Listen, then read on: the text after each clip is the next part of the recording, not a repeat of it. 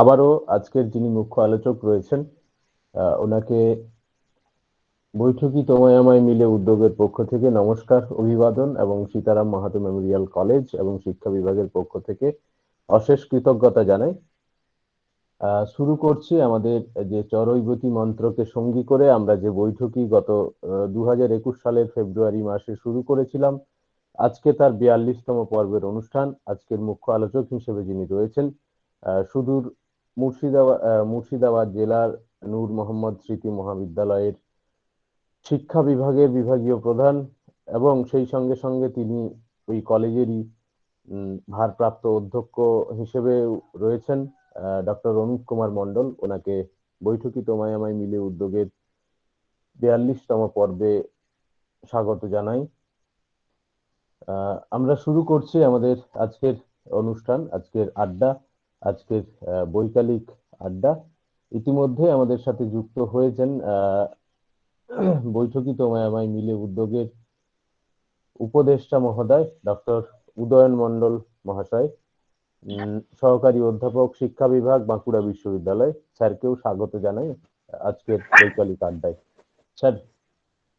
হ্যাঁ, আমার শরীরের অবস্থা খুব খারাপ, মানে গলার অবস্থা। হ্যাঁ, আচ্ছা আচ্ছা।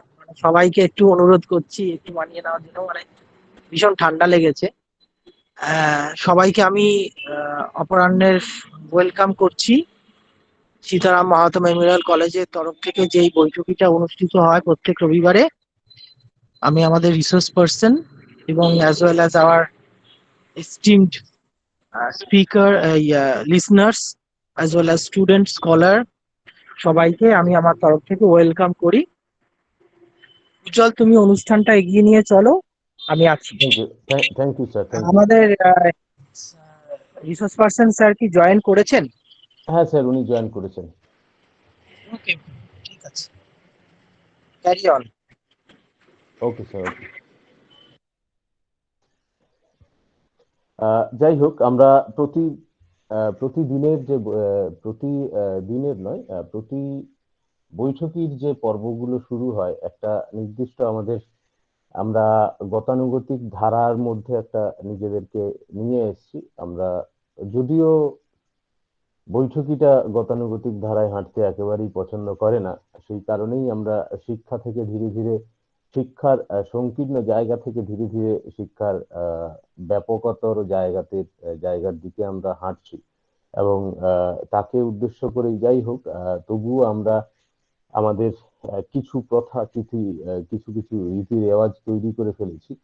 আহ, ঠিক সেভাবেই আজকের অনুষ্ঠানের শুভ সূচনা হবে, আজকের পর্বেরও শুভ সূচনা হবে। আজকের শুভ সূচনা হবে আজকের বিষয়টাকে সামঞ্জস্য রেখেই অনেকখানি প্রাসঙ্গিক কিনা সকলেই প্রসঙ্গত মনে করতে নাও পারেন, তবে আমার মনে হয়েছে এটা প্রসঙ্গত। আহ, একজন বিখ্যাত কবির, সাহিত্যিকের কবিতা দিয়ে আজকের 42তম পর্বের শুভ সূচনা করছি। আহ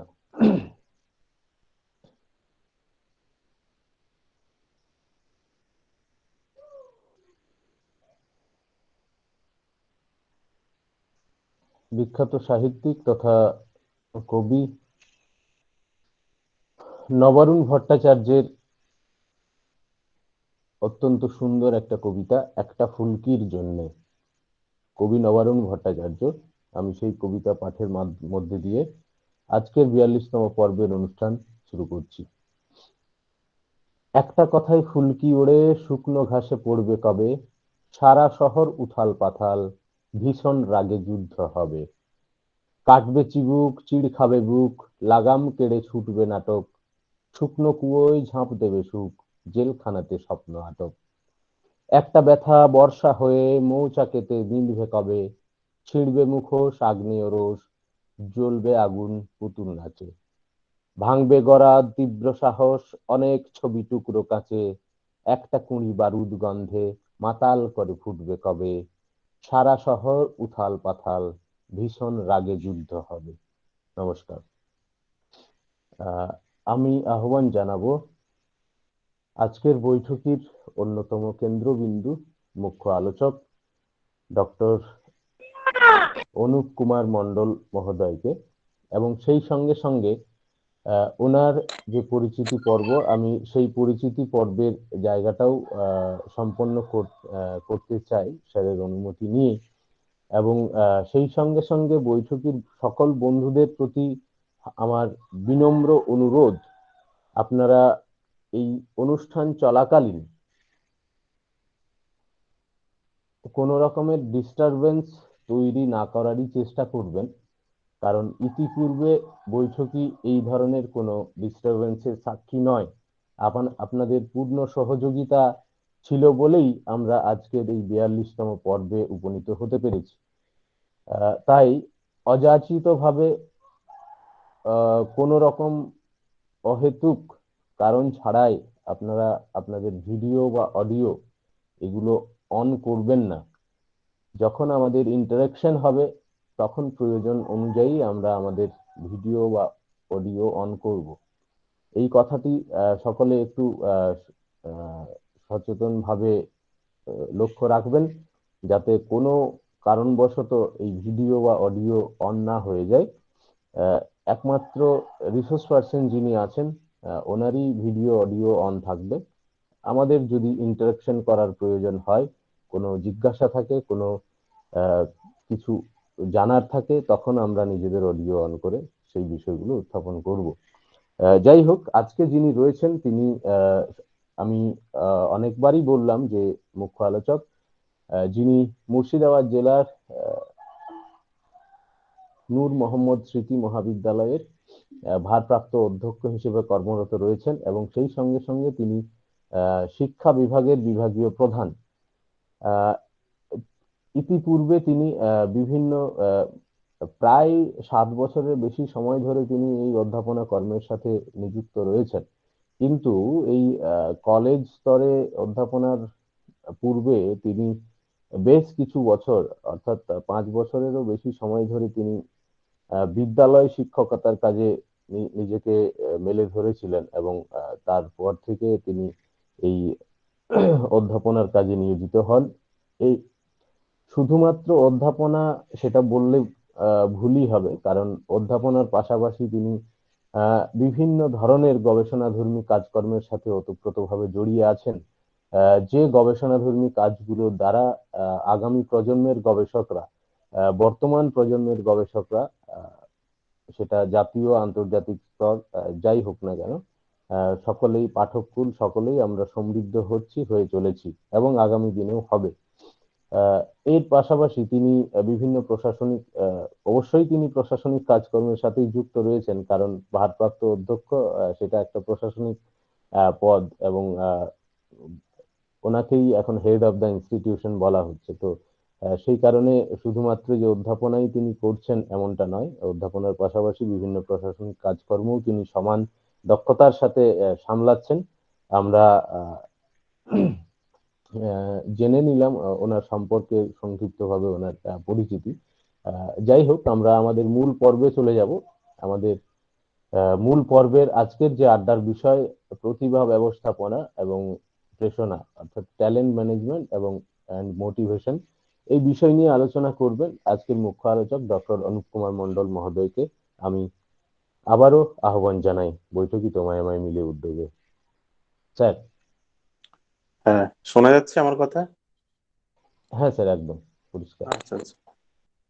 ধন্যবাদ পুরুলিয়ার সীতারাম মাহাতো মেমোরিয়াল কলেজকে, এবং তার সঙ্গে সঙ্গে উদয়বাবুকে আমি ধন্যবাদ জানাচ্ছি, এবং এই বৈঠকে আলোচনা যারা ব্যবস্থাপনায় রয়েছে সকলকে ধন্যবাদ জানাচ্ছি আমাকে এখানে বলার সুযোগ করে দেওয়ার জন্য। এটা শুনে খুব ভালো লাগলো যে 42তম পর্ব আজকে, আর 10টি পর্বে হয়তো 1টি বছর পূর্ণ করবে এই প্রতি রবিবার এই বৈঠকি আড্ডাটা, যে এই সময়টা ধরে চলছে, প্রতিদিন একটা নিষ্ঠার সঙ্গে চলছে। এই বিষয়টা শুনে সত্যি খুব ভালো লাগলো যে 42তম পর্ব হয়ে গেছে, মানে আজকে হচ্ছে। যাই হোক, আমি আমার মূল বিষয়ে শুরু করছি। প্রত্যেককে আমার অভিনন্দন, শুভেচ্ছা জানাচ্ছি। আজকে আমাকে এই যে এখানে বলতে বলা হয়েছে একটা বৈঠকি আড্ডায়, ঠিক বিষয় বস্তু নিয়ে আমি ঠিক বলতে চাইছি না। আমাকে যখন বলা হলো যে এরকম একটা প্রস্তাবনা যখন আমাকে দেওয়া হয়েছিল, আমি বললাম ঠিক আছে, আমি একটু বিষয়ের বাইরে কিছু একটা ব্যাপার নিয়ে আলোচনা করার চেষ্টা করব। যদিও বিষয়টা অবশ্যই বিষয়ের মধ্যে, আমরা যে শিক্ষা মনোবিদ্যা পড়ছি বা পড়েছি, এই শিক্ষা মনোবিদ্যারই একটা বিষয় মোটিভেশন বা প্রেরণা। তার সঙ্গে যে ট্যালেন্ট ম্যানেজমেন্টটা আমি যুক্ত করলাম, যে আমাদের যে ট্যালেন্ট বা আমাদের যে প্রতিভা, সেটা কিভাবে আমাদের জীবনের সঙ্গে জড়িত, এবং প্রতিভাকে কিভাবে প্রেরণার সঙ্গে বা ট্যালেন্টকে কিভাবে মোটিভেশন করা যায়, সেটা নিয়ে আমি কিছুটা আলোচনা করার চেষ্টা করব।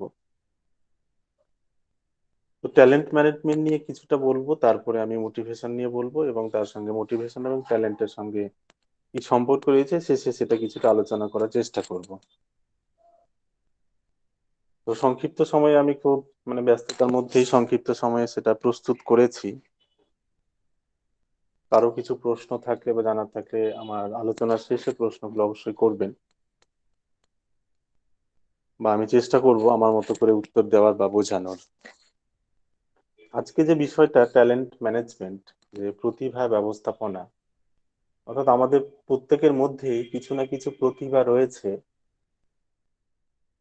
আমরা কিছু ইউনিক করার চেষ্টা করি, বা আমাদের মধ্যে কিছু ইউনিকনেস থাকে। সেই ইউনিকনেসটাই, যে ইউনিক ক্ষমতা প্রত্যেকের মধ্যে রয়েছে, যে প্রত্যেকের মধ্যে কিছু না কিছু ইউনিক ক্ষমতা, সেটা জন্মগতভাবেই আমরা পেয়ে থাকি। তাহলে এই যে জন্মগতভাবে আমাদের ইউনিক ক্ষমতাটা তৈরি হচ্ছে বা আমাদের আছে, সেটাকে আমরা কিভাবে মেলে ধরবো বা নিজেকে প্রকাশ করব, বা আমার যে ট্যালেন্ট রয়েছে বা প্রতিভা রয়েছে সেটাকে আমি কিভাবে কাজে লাগাবো, এই বিষয়টা নিয়ে আমাদের মুখ্য উদ্দেশ্য, যে আমি আমার ট্যালেন্টকে কি করে কাজে লাগাবো। তো শুরু করার আগে আমি একটা ছোট্ট গল্প দিয়ে শুরু করছি, যে একজন সেলসম্যানের গল্প দিয়ে শুরু করছি। কারণ এই ব্যবসা ক্ষেত্রে ট্যালেন্টটা সব থেকে বেশি কাজে লাগলেও আমাদের শিক্ষাক্ষেত্রেও কিন্তু প্রচুর এর গুরুত্ব রয়েছে। আমি ব্যবসা সংক্রান্ত একটা উদাহরণ দিয়ে আমি শুরু করছি, ট্যালেন্টটা কি জিনিস। একজন গুজরাটি, সে লন্ডনে গেছেন আর কি, সেখানে একজন ব্যক্তির সঙ্গে তার পরিচয় হচ্ছে।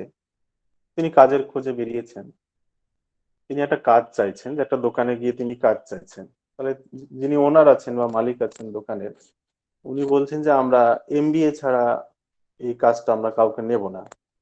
তো যিনি সেলসম্যান, যিনি গিয়েছিলেন কাজের জন্য, যিনি গিয়েছিলেন, উনি বলছে আমার তো এমবিএ নেই, কিন্তু আমার মধ্যে কিছু ট্যালেন্ট রয়েছে, আমাকে নিয়ে দেখুন, কাজটা দিয়ে দেখুন, যদি আপনি পারবেন এই কাজটা, যদি আপনি, আমি পারবো কাজটা করতে,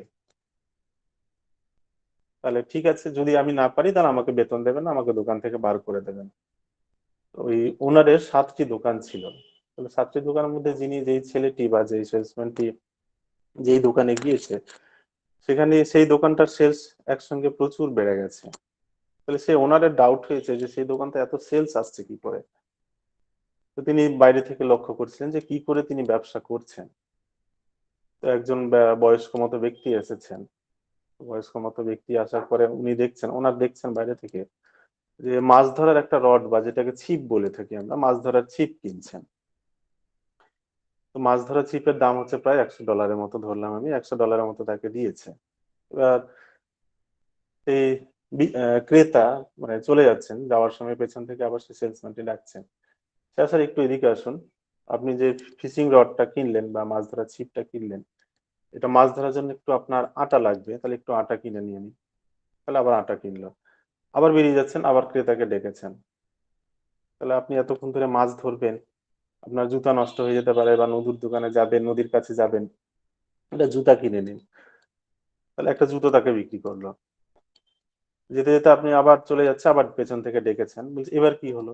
তো বলছে আপনি এতক্ষণ রোদে বসে থাকবেন, তাহলে একটা টুপি কিনে নিন। তাহলে তার কাছে একটা টুপি বিক্রি করলো। আবার ক্রেতা চলে যাচ্ছেন, যাওয়ার সময় আবার পেছন থেকে ডাক দিয়েছেন, আপনি এরপরে কি হলো। বলছে আপনি এতক্ষণ মাছ ধরবেন, বসে বসে কিছু খাবার কিনে নিন।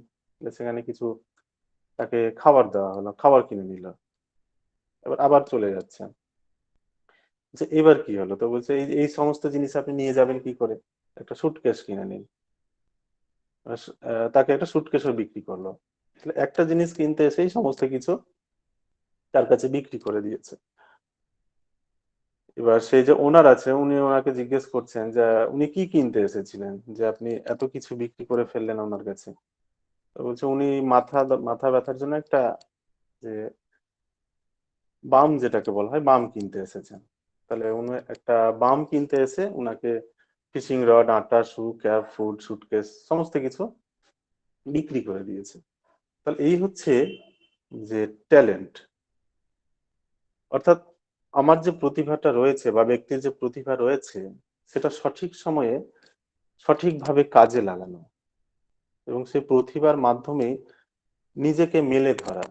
তাহলে ট্যালেন্ট যে শব্দটা রয়েছে, ট্যালেন্ট ম্যানেজমেন্ট যে শব্দটা রয়েছে, তার যদি আমি সেই ওয়ার্ডটার যে প্রত্যেকটা আলফাবেট রয়েছে তাকে যদি আমরা দেখি, TALENT, টি সমান আমি বলতে পারি training your mind to be positive, অর্থাৎ তোমার মনকে সবসময় পজিটিভ হতে প্রশিক্ষণ দাও। এ থেকে আমি বলতে পারি অ্যাকসেপ্ট ইওর লিমিট, তোমার সীমাবদ্ধতা গ্রহণ করো। তা তোমার যা সীমাবদ্ধতা রয়েছে, কাজের সীমাবদ্ধতা যতটা রয়েছে সেটাকে মানে গ্রহণ করো। এলে যদি আমরা বলতে পারি লার্ন টু বি মোটিভেটেড, পেছানোর জন্য শিখবে, অর্থাৎ নিজেকে মোটিভেটেড করে সবসময় শিখবে। ইতে আমরা বলতে পারি এনকারেজ ইওর সেলফ, নিজেকে উৎসাহিত করো। এনে আমরা বলতে পারি never compare your self to others, অন্যের সঙ্গে নিজেকে তুলনা করবে না। টিতে আমরা বলতে পারি লাস্টে teach your self to be patient, অর্থাৎ নিজেকে শিক্ষা দাও সবসময় ধৈর্য ধরতে। তাহলে এই যে ট্যালেন্ট সম্পর্কে এই যে শব্দগুলো আমি ব্যবহার করলাম, অর্থাৎ আমার মধ্যে যে কি গুণটা রয়েছে সেটা আমাকে বুঝতে হবে, সেটা আমাকে জানতে হবে এবং আমাকে যেই কাজগুলো করতে হবে নিজেকে জানার জন্য বা নিজেকে মেলে ধরার জন্য, অর্থাৎ আমি আমার সীমাবদ্ধতাকে গ্রহণ করব, আমি নিজেকে পেছানোর জন্য শিখবো, উৎসাহিত করব, নিজেকে তুলে ধরবো, অন্যের সঙ্গে আমি কখনো নিজেকে তুলে ধরবো না, বা আমি ধৈর্যের সঙ্গে কাজ করব। এই সমস্ত কিছু যদি বিষয়গুলো আমি ফলো করতে পারি তাহলে আমার জীবনটা পরিবর্তন হবে এবং আমার কর্মক্ষমতা বা আমার কাজ করার যে ক্ষমতাটা সেটা আমি নিজেকে বলতে পারবো বা নিজে আমি তুলে ধরতে পারবো। তাহলে ট্যালেন্ট সম্পর্কে আমরা বলতে পারি যে প্রত্যেকের মধ্যে কিছু না কিছু ক্ষমতা রয়েছে। যেমন ধরো কেউ ভালো গান করে, কেউ ভালো বক্তা, কেউ ভালো খেলোয়াড়, কেউ ভালো আর্টিস্ট, বা কেউ ভালো ব্যবসায়ী, ইত্যাদি ইত্যাদি আমরা বলতে পারি। তাহলে প্রত্যেকের মধ্যে যে কিছু না কিছু ক্ষমতা রয়েছে, তাহলে জন্মের সময় সেই সহজাত ক্ষমতাটা পেয়ে থাকে। সহজাত ক্ষমতা বলতে যেমন ধরো প্রক্ষোভ, বুদ্ধি, চাহিদা, ইত্যাদি ইত্যাদি। তাহলে যে বিষয়গুলো তারা পেয়ে থাকে জন্মগত ভাবে বা কিছু সামাজিক ভাবেও পরে করে তাদের হয়ে থাকে, তাহলে এই জন্মগত ভাবে যে ক্ষমতাগুলো তারা পেয়ে থাকে বা সেই সহজাত গুণ নিয়ে তারা যে জন্মগ্রহণ করছে সেটাকে সঠিক সময়ে প্রকাশ করা। অর্থাৎ আমার মধ্যে যে গুণটা রয়েছে আমি সেই প্রকাশ করার সুযোগ পেলাম না, তাহলে আমার ট্যালেন্টটা বা আমার প্রতিভাটা কিন্তু এখানে নষ্ট হয়ে যাচ্ছে। তাহলে যথাসময়ে সেটাকে যথাযথভাবে প্রয়োগ করতে হবে বা নিজেকে প্রকাশ করতে হবে এবং যথাযথভাবে নিয়ন্ত্রণ করা এবং সঠিক উপযোগ করাটা হচ্ছে ট্যালেন্ট। এই নিয়ন্ত্রণের কথা এই জন্য বলা হচ্ছে যে আমার সক্ষমতাটাকে আমার জানতে হবে, সেটাকে আমরা নিয়ন্ত্রণ করতে হবে। তাহলে এই যে ব্যক্তির সক্ষমতা, তাহলে ব্যক্তির সক্ষমতার মধ্যে থাকছে তার দক্ষতা, জ্ঞান, অভিজ্ঞতা, বুদ্ধি, বিচারকরণের মনোভাব, বৈশিষ্ট্যকরণ বা তাড়না। এই বিষয়গুলো যদি থাকে বা এই বিষয়গুলো যদি সম্পর্কে সে জানতে পারে তাহলে তার সক্ষমতা কিছু বোঝাতে পারবে এবং এর ফলে কি হবে, কিছু নতুন করে দেখাতে পারবে, অর্থাৎ নতুন কিছু কাজ করার প্রবণতাটা তার মধ্যে বাড়বে। তাহলে আমাদের প্রত্যেকের মধ্যে যে আমরা পড়াশোনা করছি, আমাদের বিভিন্ন সমাজে বিভিন্ন কাজে আমরা যুক্ত হচ্ছি, খেলাধুলো করছি, তাহলে এই যে বিষয়গুলো আমাদের মধ্যে রয়েছে, তাহলে এর মধ্যে আমাকে খুঁজে বার করতে হবে যে আমার স্পেসিফিক বা আমার ইউনিক ক্যাপাবিলিটি কি রয়েছে, বিশেষ আমার সক্ষমতাটা কি রয়েছে। এটা প্রত্যেকের বার করা দরকার, এবং তার টিচার বা তার ফ্যামিলি কেউ সেই প্রায়োরিটিটা দিতে হবে যে তার মধ্যে কি সক্ষমতা বা কি গুণ রয়েছে, এবং তাকে সেই কাজ করার স্বাধীনতাটা দিতে হবে। যে ভালো গান করে, যে ভালো আর্ট করে, যে ভালো খেলাধুলো করে, তাদেরকে সেই কাজ করার সুযোগ সুবিধাটা দিতে হবে। সেই ভাবেই সুযোগ করতে দিতে হবে। বাইরে থেকে যদি আমি তাকে প্রেশার দিয়ে অন্য কাজ করতে বাধ্য করাই, তাহলে কিন্তু সে কাজটি করতে পারবে না। সেই কাজটি তার পক্ষে করা সম্ভব হবে না। এজন্য যে ট্যালেন্ট হচ্ছে আমাদের ৩ টি শব্দের মানে মিশ্রণ। একটা হচ্ছে কম্পিটেন্স, কমিটমেন্ট আর কন্ট্রিবিউশন। কম্পিটেন্স হচ্ছে আমাদের যে কর্মদক্ষতা, অর্থাৎ তার মধ্যে এবিলিটি বা স্কিল, সক্ষমতা বা দক্ষতা তার মধ্যে থাকবে। কমিটমেন্ট হচ্ছে অঙ্গীকার, অঙ্গীকার অর্থাৎ এখানে ডেডিকেশন, যে আমি কাজটা করব, কত নিষ্ঠার সঙ্গে আমি কাজটা করব। আর অবদান হচ্ছে আমি সেই কাজটাতে কতটা সফল হতে পারছি, সেই সফলতাটা কতটা আসছে। তো এইভাবে আমাদের ট্যালেন্টটাকে কাজে লাগাতে পারি বা ট্যালেন্টটাকে কাজে লাগাতে পারে মানে পারা যাবে।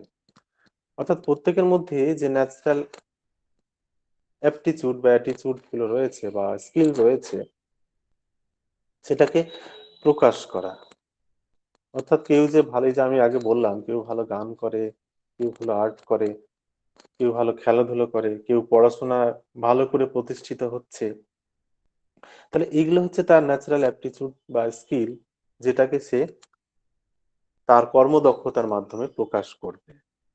অর্থাৎ এই যে স্কিল, নলেজ বা বুদ্ধি, এবিলিটি, সক্ষমতা বা শিখন, এগুলো সম্পর্কে তাকে সঠিকভাবে প্রয়োগ করতে হবে।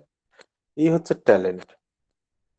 এবার ট্যালেন্টের যদি আমরা টাইপস গুলো দেখতে চাই, তাহলে ২ ধরনের ট্যালেন্ট মেইনলি দেখা যায়। একটা হচ্ছে ইউনিডাইমেনশনাল বা এক ধরনের ট্যালেন্ট, অর্থাৎ কোনো ব্যক্তির একটা কোনো বিষয়ে দক্ষতা আছে। হয়তো গান করছে, ভালো গান করে, সে হয়তো গানেই ভালো দক্ষ। কেউ ভালো খেলাধুলো করে, খেলাধুলোতেই ভালো দক্ষ। কেউ ভালো আর্ট করে, সে আর্ট করাতেই সে দক্ষ। এটা হচ্ছে এক ধরনের ট্যালেন্ট থাকবে। মানে একটা কাজে সে এক্সপার্ট হবে বা বিশেষজ্ঞ হবে। আর মাল্টি ডাইমেনশনাল ট্যালেন্ট দেখা যায় যেখানে একাধিক কাজে এক্সপার্ট হচ্ছে, একাধিক কাজে বিশেষজ্ঞ হচ্ছে। হয়তো সে ভালো গান করে, ভালো গান করার সঙ্গে সঙ্গে ভালো আবৃত্তি করে, ভালো আবৃত্তি করার সঙ্গে সঙ্গে ভালো ডান্সও করে, হুম, তার সঙ্গে ভালো পড়াশোনাও করছে। এটা মাল্টি ডাইমেনশনাল ট্যালেন্ট, অর্থাৎ একাধিক কাজে সে এক্সপার্ট হচ্ছে। তাহলে এগুলো হচ্ছে ট্যালেন্টেড টাইপস। এবার সব থেকে গুরুত্বপূর্ণ জায়গা হচ্ছে যে ট্যালেন্ট যে ব্যক্তিটা রয়েছে সেটাকে যাচাই করো, সেটাকে কি করে বার করে আনতে হবে। অর্থাৎ তার মধ্যে সেই ক্যাপাবিলিটি গুলোকে ফলো করে দেখে নেওয়া, কোন বিষয়ে সে তার আগ্রহ রয়েছে, তার ইন্টারেস্ট কোন বিষয়টাই রয়েছে, যে বিষয়টার মধ্যে তার দক্ষতা বেশি রয়েছে সেই কাজটা করতে দেওয়া, সেটাকে অনুশীলন করানো বা তাকে সেই সুযোগটা দেওয়া, যে কাজটার প্রতি তার আগ্রহ রয়েছে। আর এই হচ্ছে যে ট্যালেন্ট বের করে আনা, এবং সবসময় ট্যালেন্ট বের করার সাথে সাথে তাকে মোটিভেটেড করতে হবে, তাকে প্রেরণা দিতে হবে সফলতার জন্য বা সাকসেসের জন্য। আর এই ট্যালেন্টের ইম্পর্টেন্ট বা ট্যালেন্ট ম্যানেজমেন্টের কি ইম্পর্টেন্ট রয়েছে ব্যবসায়িক ক্ষেত্রে বা ব্যবসা প্রশাসনিক যে বিষয়গুলো, সেখানে ট্যালেন্ট ম্যানেজমেন্টকে খুব বেশি গুরুত্ব দেওয়া হয়। সাথে সাথে আমাদের শিক্ষাগত মানে শিক্ষা জগতে বা শিক্ষাকালীন সময়ে কিন্তু ট্যালেন্টটাকে খুব গুরুত্বপূর্ণভাবে গুরুত্ব দেওয়া প্রয়োজন রয়েছে। তাহলে এর যে মূল ট্যালেন্ট ম্যানেজমেন্টের যে গুরুত্ব, অর্থাৎ এখানে বলা যেতে পারে যে right person to right job, অর্থাৎ সঠিক ব্যক্তিকে সঠিক কাজে নিয়োজিত করা। অর্থাৎ এই যে কেউ ভালো গান করে, কেউ ভালো নাচ করে বা কেউ ভালো আবৃত্তি করে, তাদেরকে সেই সুযোগটা দিতে হবে, তাকে সেই পরিবেশটা তুলে দিতে হবে। এবার তাকে যদি আমি জোর করে তার ইন্টারেস্ট রয়েছে আর্টসে, তার নাচ গান আবৃত্তি এই জাতীয় বিষয়ে তার ইন্টারেস্ট বা আগ্রহ রয়েছে, সেটাতে তার একটা সফল হওয়ার সুযোগ রয়েছে। তাকে যদি আমি জোর করে এখানে ইঞ্জিনিয়ারিং পড়তে বাধ্য করা হয়, বা তাকে যদি বিজ্ঞান বিষয়ের একটা অন্য শাখাতে ভর্তি করে দেওয়া হয়, তাহলে কিন্তু সেই কাজটা সে আগ্রহের সঙ্গে করতে পারবে না, সে মনোযোগ দিতে পারবে না, তার ফেলিয়ার হয়ে যাওয়ার চান্সটা বেশি রয়েছে, বা মানসিক অবসাদ হয়ে যেতে পারে তার মধ্যে। যে কারণ হচ্ছে তাকে সঠিক কাজটা, তার ইচ্ছা মতো কাজটা করতে দেওয়া হলো না। এই জন্য শিক্ষার্থীদের যেই বিষয়টাতে বেশি আগ্রহ রয়েছে, সেই বিষয়টাতে তাকে সুযোগ দেওয়ার প্রয়োজনীয়তা রয়েছে। অর্থাৎ সঠিক ব্যক্তিকে, যে ব্যক্তিটার যেই কাজের প্রতি আগ্রহ রয়েছে সেই কাজটা করার সুযোগ দিতে হবে। এবার হচ্ছে রিটেনিং দ্য টপ ট্যালেন্ট, অর্থাৎ যে ট্যালেন্ট বিষয়টাতে রয়েছে সেটাকে বাছাই করার প্রয়োজনীয়তা রয়েছে ট্যালেন্ট ম্যানেজমেন্টে। বাছাই করা হচ্ছে তাকে সেই বিষয়টা সম্পর্কে সচেতন করা, যেই বিষয়টা সম্পর্কে তার আগ্রহ রয়েছে। আগ্রহ থাকলে অনেক সময় কি হয়, প্রকাশ করার সুযোগ পায় না বা প্রকাশ করতে পায় না, সেটাকে বাছাইকরণ করতে হবে, সেটাকে সেই সুযোগটা তাকে দিতে হবে, এবং তাকে একটা সুন্দর পরিবেশ দিতে হবে যাতে সেই কাজ করে বা তার ট্যালেন্টটাকে প্রকাশ করার সেই সুযোগটা পেতে পারে। এই জন্য এই যে এই গুরুত্বপূর্ণ জায়গা থেকে তাকে সুযোগ করে দেওয়ার জন্য একটা পরিকল্পনা করা, বা তাদেরকে সিলেক্ট করা, বা তাদের ট্রেনিং করানোর ব্যবস্থা করার প্রয়োজনীয়তা রয়েছে, যাতে সেই সুযোগটা পেতে পারে। এবার কি হয় অনেক সময়, যে সেই সঠিক সুযোগটা যখন দেওয়া হয় না, এই ট্যালেন্ট ম্যানেজমেন্টের একটা গ্যাপ দেখা যায়। তাকে সেই সুযোগটা যখন দেওয়া হয় না এবং তাকে জোর করে যখন কাজটা করানো হয়, তাকে তার ইচ্ছার বিরুদ্ধে অন্য কাজটা যখন করানো হয়, তখন কিন্তু ট্যালেন্ট ম্যানেজমেন্টে গ্যাপ দেখা যায়। অর্থাৎ ফেলিওর হয়ে যাওয়ার সম্ভাবনাটা বেশি থাকে, ফেল করে যাওয়ার সম্ভাবনাটা সবসময় বেশি থাকে। তাহলে এই হচ্ছে যে ট্যালেন্ট ম্যানেজমেন্ট, যে শিক্ষার্থী হোক বা যে ব্যক্তি হোক বা কোনো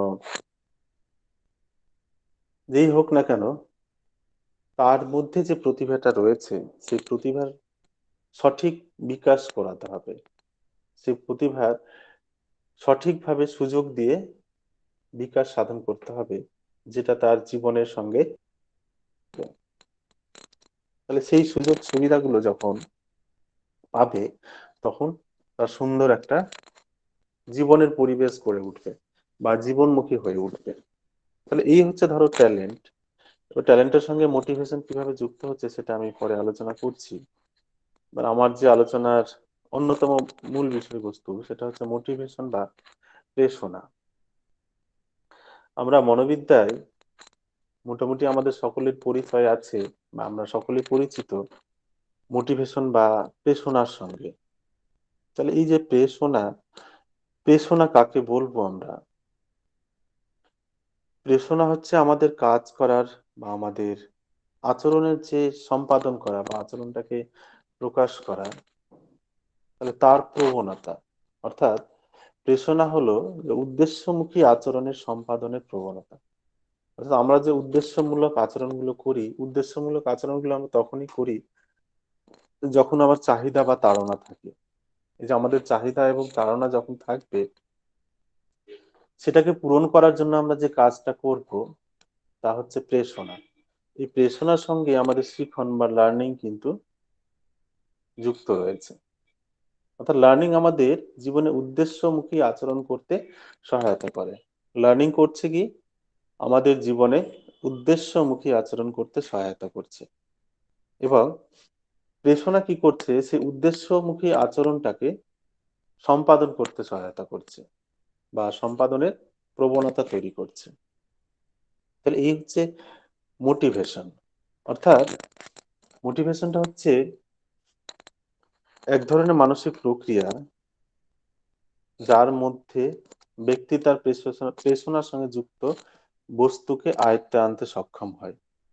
অর্থাৎ মানসিক প্রক্রিয়া প্রেষণামূলক যে সমস্ত কাজগুলো রয়েছে, অর্থাৎ আমার ক্ষুধা, যেমন ধরো তৃষ্ণা, যন্ত্রণা, সামাজিক বিভিন্ন চাহিদা, তাহলে এই যে প্রেষণামূলক বস্তু রয়েছে এগুলোকে আয়ত্তে আনতে সক্ষম হয়েছে। অর্থাৎ আমার খিদা পেয়েছে বা আমরা ক্ষুধার্ত হয়েছি, ক্ষুধার্ত হওয়ার ফলে কি হয়, আমি খাদ্য গ্রহণ করি, খাদ্য গ্রহণ করার ফলে কি হচ্ছে, আমার ক্ষুধা নিবারণ হচ্ছে, তাহলে আমি আমার চাহিদাটাকে পূরণ করতে পারলাম, সেই প্রেষণাটাকে আমি পূরণ করতে পারলাম।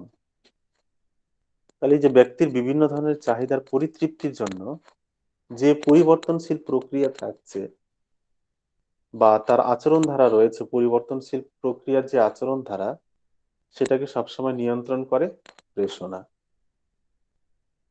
তাহলে আমরা যদি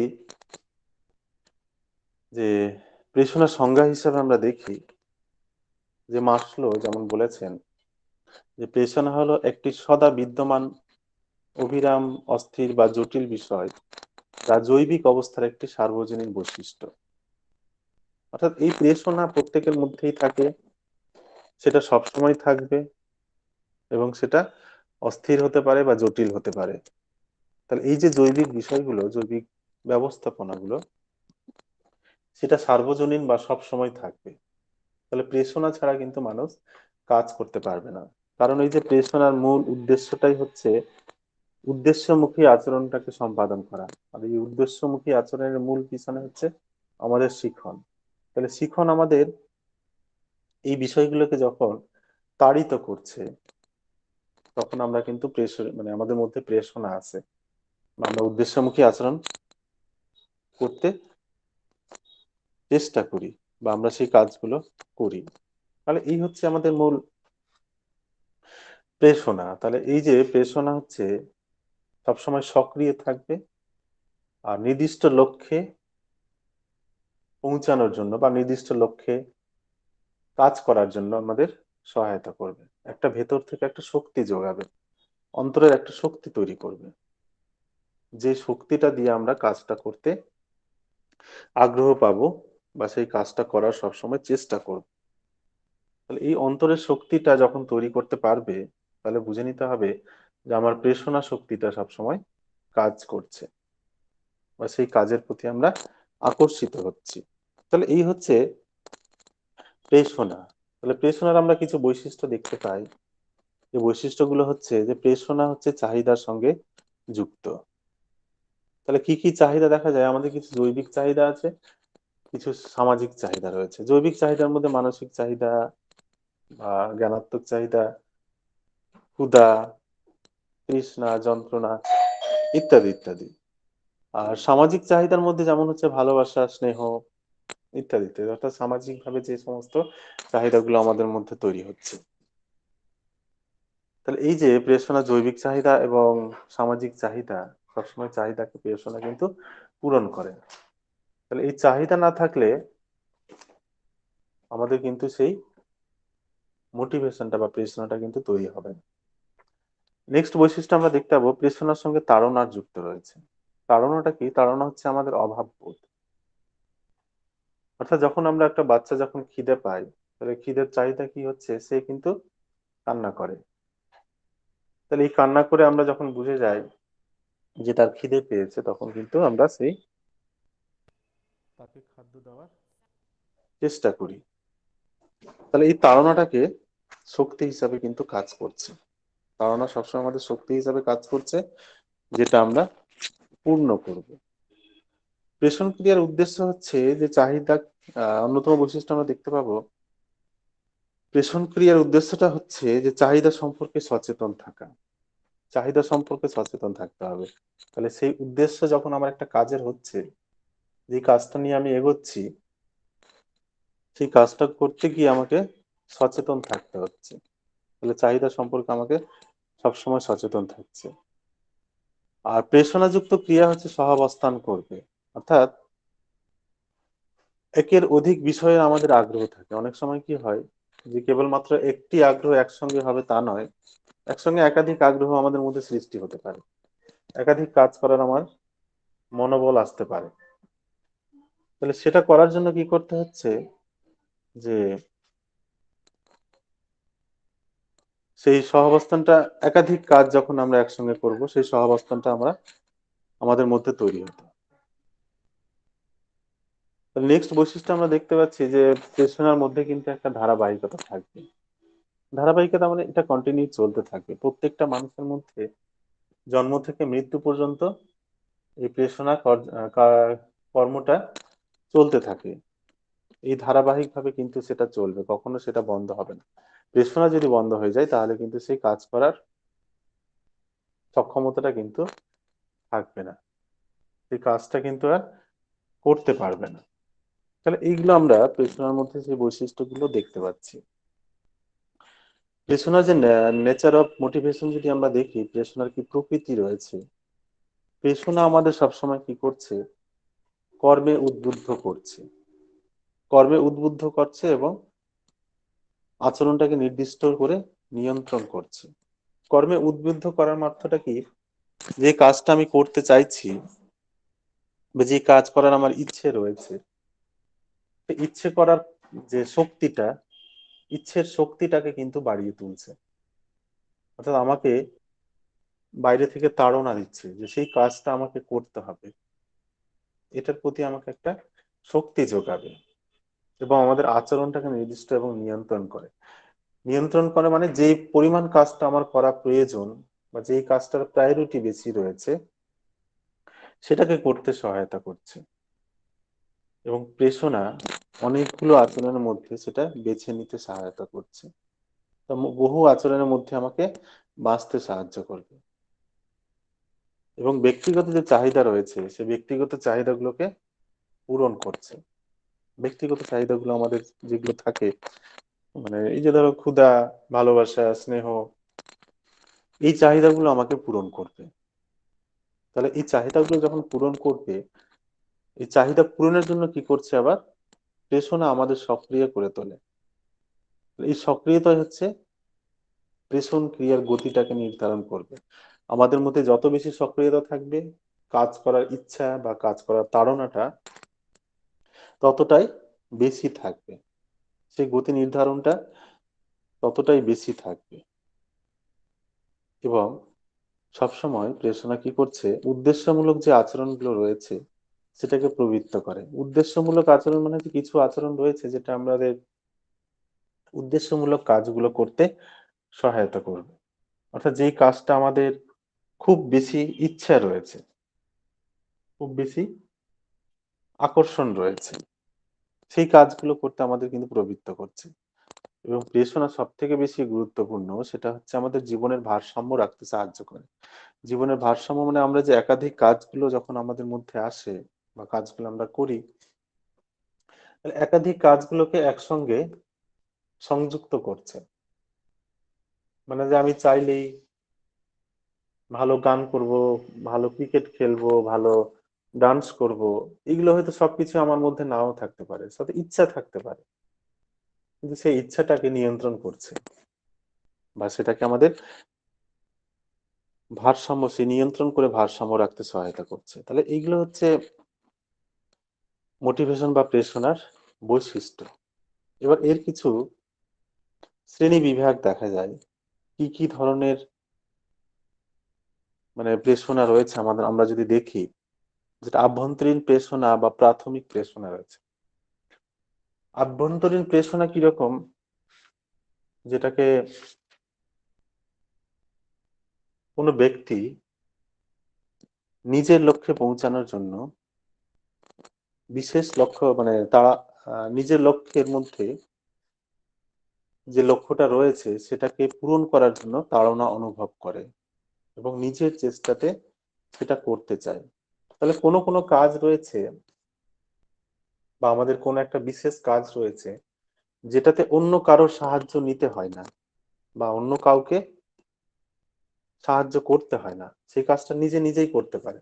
অর্থাৎ আমার পড়াশোনার প্রতি আগ্রহ রয়েছে, পড়াশোনার প্রতি আমার চাহিদা রয়েছে, পড়াশোনার প্রতি আমি নিজেকে মোটিভেটেড করতে পারি, তখন কিন্তু আমাকে কাউকে বলতে হয় না যে পড়তে বসো, পড়াশোনা করো, এই টাইপের কথাগুলো আমাকে বলতে হয় না। বা আমাদের বাবা মায়েরা কখনো বলেন না। যদি সেই প্রেরণাটা না থাকে, হয়তো বাবা মা আমাদের পড়তে বলছে বা আমাদের নিয়মিত পড়াশোনা নিয়ে কথা শুনে। আমি ভালো গান করি, তাহলে আমার গান করার যে ইচ্ছাটা, সেটা হয়তো আমি নিজে নিজে প্র্যাকটিস করছি বা নিজে নিজে অনেকে শিখছি। নিজে নিজে হয়তো দেখবে যে অনেকে নিজে নিজেই সুন্দর গান করতে পারে। তাহলে এগুলো হচ্ছে আভ্যন্তরীণ প্রেরণা বা প্রাথমিক প্রেরণা, যেখানে অন্য ব্যক্তির সাহায্য নিতে হয় না। তাহলে ব্যক্তি নিজের থেকেই সেই চাহিদাটা বা তাড়নাটা অনুভব করে পূরণ করতে পারে। আর বাহ্যিক বা গৌণ প্রেরণা রয়েছে, যেটা অন্যের প্রশংসা শুনে, অন্যের কাছে প্রশংসা পেতে, বা ক্লাসে পেতে, বা ক্লাসে ফার্স্ট বা সেকেন্ড থার্ড হতে হবে, এই চিন্তা ভাবনা করে, বা কোনো পুরস্কারের লোভে যখন কাজগুলো করে, অর্থাৎ সেই তাড়নাটা বাহ্যিক শক্তি দ্বারা কিন্তু পূরণ হয়। এই যে বাহ্যিক শক্তি বলতে এখানে প্রশংসা, অধিক নম্বর, পুরস্কার ইত্যাদি ইত্যাদি। এগুলো দেখে যখন আমরা মানে চেষ্টা করি বা আমরা কাজ করার প্রেরণা আসে আমার মধ্যে, সেটা হচ্ছে বাহ্যিক বা গৌণ প্রেরণা। এছাড়া কিছু জৈবিক প্রেরণা আমরা দেখতে পাই। জৈবিক প্রেরণা হচ্ছে আমাদের বায়োলজিক্যাল যে ডিমান্ড গুলো, সেইগুলো যেমন খাদ্য, পানীয়, বাতাস, এগুলো ন্যাচারালি চাহিদা এগুলো প্রত্যেকের মধ্যেই থাকবে। সামাজিক চাহিদার মধ্যে সামাজিক প্রেরণাও দেখা যায়। সামাজিক প্রেরণার মধ্যে যেমন হচ্ছে নিরাপত্তা, ভালোবাসা, আত্মসম্মান ইত্যাদি ইত্যাদি। তাহলে এই বিষয়গুলো এখানে থাকে, যে সামাজিক ভাবে সে কতটা প্রতিষ্ঠিত। তাহলে এইগুলো হচ্ছে, বা এই বিষয়গুলো হচ্ছে প্রেরণার প্রকারকে। তাছাড়া প্রেরণা সবসময় মানুষকে কাজ করার জন্য উদ্বুদ্ধ করে। তাহলে এবার যে উদ্বুদ্ধ করতে গেলে কিছু আমরা নির্ধারক দেখতে পাই, কি কোন কোন বিষয়গুলো প্রেরণাকে নির্ধারণ করে দেয়। এই বিষয়গুলো থাকলে প্রেরণা ভালো হয় বা প্রেরণা সবসময় আমরা পেয়ে থাকি। সে নির্ধারক গুলো হচ্ছে, যেমন ধরো আগ্রহ। মানুষের মধ্যে যদি সেই আগ্রহটা সৃষ্টি হয় বা আগ্রহ তৈরি হয়, তাহলে কিন্তু বাইরে থেকে প্রেরণা দেওয়ার কোনো প্রয়োজন হবে না, বা বাইরে থেকে সাহায্য করার প্রয়োজন হবে না। ব্যক্তি যদি নিজে থেকে সেই আগ্রহটা সঞ্চয় করতে পারে, সেই চাহিদা পূরণ করার জন্য নিজেই কাজ করবে, বাইরের কোনো সাহায্যের প্রয়োজন হবে না, যদি তার আগ্রহটা সঠিকভাবে পেয়ে থাকে। এবার টিচার বলো বা বাবা মায়ের কর্তব্য হচ্ছে তার মধ্যে সেই আগ্রহটা তৈরি করে দেওয়া, সেই খিদাটা তৈরি করে দেওয়া। এরপরে যে আমরা জীবনাদর্শ দেখে কিন্তু আমাদের প্রেরণা তৈরি হয়। জীবনাদর্শ মনে হচ্ছে অন্য ব্যক্তিকে দেখে বা তাদের উদ্দেশ্যমুখী আচরণ দেখে আমরা যখন তাদেরকে আমরা রোল মডেল হিসেবে স্বীকার করি, তাহলে ব্যক্তির মধ্যে যে সামগ্রিক মূল্যবোধ গড়ে উঠবে অন্য কাউকে দেখে, বা নিজের জীবন দেখে, বা নিজের জীবন সম্পর্কে যখন বুঝতে পারবে, তখন কিন্তু সেই কাজ করার প্রয়োজনটা অনেক বেশি পাবে। এই যে ধরো, অনেক সময় আমরা রোল মডেল হিসাবে মনে করি যে লতা মঙ্গেশকর খুব ভালো গান করেন, উনার মতো যদি আমি গান করতে পারতাম বা উনার মতো আমাকে হতে হবে, এই প্রচেষ্টা যখন আমার মধ্যে আসবে, এই ক্ষুধাটা যখন আমার মধ্যে আসবে, তখন কিন্তু আমার প্রেরণাটা অনেক বেড়ে যাবে। বা বিরাট কোহলি ভালো ক্রিকেট খেলেন, উনার মতো আমাকেও খেলতে হবে, আমাকেও তার মতো করে আমি যখন করব, তখন কিন্তু আমাকে অনেক বেশি শক্তি যোগাবে। এই জীবনাদর্শ গুলো কিন্তু খুব প্রেরণা তৈরি করে। অভ্যাস আমাদের সবসময় প্রেরণা তৈরি করে থাকে। অর্থাৎ একই কাজ যখন আমরা বারবার করব, সেখান থেকে ভালো রেজাল্ট পাবো, ভালো ফল পাবো, তখন কিন্তু চাহিদার পরিতৃপ্তি ঘটলেও বা চাহিদার তৈরি সৃষ্টি হয়ে গেলেও কিন্তু সেখান থেকে আমার অভ্যাস তৈরি হবে। তাহলে সেই অভ্যাসগত কাজটা খুব সুন্দরভাবে করবে। মানে এই যে আমরা রোজ রোজ পড়াশোনা করছি, এই হ্যাবিটটা যদি আমার মধ্যে তৈরি হয়ে যায়, তাহলে আমার পড়াশোনার প্রতি আগ্রহটা অনেক বেশি হবে, অনেক বেশি থাকবে। নতুন নতুন বিষয় জানার আগ্রহ বাড়বে, নতুন নতুন বই পড়ার আগ্রহ বাড়বে, যদি আমার সেই পড়াশোনার অভ্যাসটা রোজকার মতো একটু একটু করে তৈরি হয়। তো তাহলে সেই অভ্যাসটা যদি আমরা তৈরি করতে পারি, কিন্তু আমাদের এই প্রেরণা অনেক বেশি শক্তি যোগাবে। আকাঙ্ক্ষার স্তর আমরা হিসাবে এখানে দেখি, আকাঙ্ক্ষাটা কি, যে আমার কাজ করার কোনো একটা শখ বলতে পারি, যে সেই শখটা যদি তার মধ্যে তৈরি হয় বা সেখান থেকে যদি আমি সফলতা পেতে পারি, পাওয়ার ইচ্ছা পেতে পারি, মানে ইচ্ছা তৈরি হয়, তখন কিন্তু আমার আকাঙ্ক্ষাটা অনেক বেড়ে যাবে। এই যে আমরা পাড়ায় ক্রিকেট খেলি, পাড়াতে ক্রিকেট খেলতে খেলতে আমরা স্বপ্ন দেখি অনেক সময় আমি জেলা স্তরে খেলবো বা রাজ্য স্তরে খেলবো বা জাতীয় স্তরে খেলবো। এই যে আমার মধ্যে এই আকাঙ্ক্ষাটা তৈরি হচ্ছে, যদি তৈরি হয়, তাহলে সেই কাজ করার মধ্যে আমি কিন্তু প্রাণ দিয়ে কাজ করব, বা আমি আমার সর্বোচ্চ প্রচেষ্টা দিয়ে কাজ করব। এই আকাঙ্ক্ষাগুলো আমার মধ্যে তৈরি হয়, বা এই আকাঙ্ক্ষাগুলো আমাকে কাজ করার শক্তিটা অনেক বেশি যোগায়। প্রেরণার অন্যতম নির্ধারক বা প্রেরণা তৈরি করতে এই আত্মবিশ্বাসটা অনেক বেশি সহায়তা করে। তাহলে আত্মবিশ্বাসটা কি? যে নিজের দক্ষতা বা ক্ষমতা সম্পর্কে জানা, বা নিজের ক্ষমতা সম্পর্কে নিজে জানা। এটা যদি আমি জানতে পারি যে আমার সক্ষমতাটা কত রয়েছে, আমার ক্ষমতা কতটা রয়েছে, আমার দক্ষতা কেমন রয়েছে, তাহলে আমার আত্মবিশ্বাসটা বেড়ে যায়। আমি সেই কাজটা করবই, আমি পারবো, তখন আমার আত্মবিশ্বাসটা অনেক বেড়ে যায়। এই যে আমি ধরো একটা পরীক্ষা দিতে যাচ্ছি, পরীক্ষা দিতে গিয়ে পরীক্ষার প্রিপারেশন যদি আমার ভালো থাকে, তাহলে আমার মানে ভেতরকার যে শক্তি সেটা অনেক ভালো থাকে, সেখানে আমার অন্য কোনো ভয় কাজ করে না, আমার মধ্যে সেই ভয় আসে না। আর আমার প্রিপারেশন যদি ভালো না থাকে, তাহলে মনের মধ্যে একটা ভয় তৈরি হয়, নার্ভাসনেস লাগে, পরীক্ষা হলে যাওয়ার আগে আমার গলা শুকিয়ে যায়, এই জাতীয় সমস্যাগুলো দেখা যায়। কারণ হচ্ছে আমার পরীক্ষার প্রতি সেই আত্মবিশ্বাসটা কমে গেছে বা আত্মবিশ্বাসটা তৈরি হয়নি। তাহলে এই যে আমার মধ্যে যদি সেই আত্মবিশ্বাসটা তৈরি হয়ে যায়, তাহলে কিন্তু প্রেরণা জাগ্রত করে, প্রেরণা অনেক বেশি ফল দান করে। অন্যতম আমরা নির্ধারক হিসেবে উদ্বোধক বা ইনসেনটিভকে দেখতে পাই। অর্থাৎ লক্ষ্য বস্তুটা যদি আমি বুঝতে পারি, লক্ষ্য বস্তুটাকে যদি আমি জানতে পারি, তাহলে কিন্তু আমাকে অনেক বেশি প্রেরণা দিয়ে থাকে বা অনেক বেশি শক্তি প্রদান করে থাকে।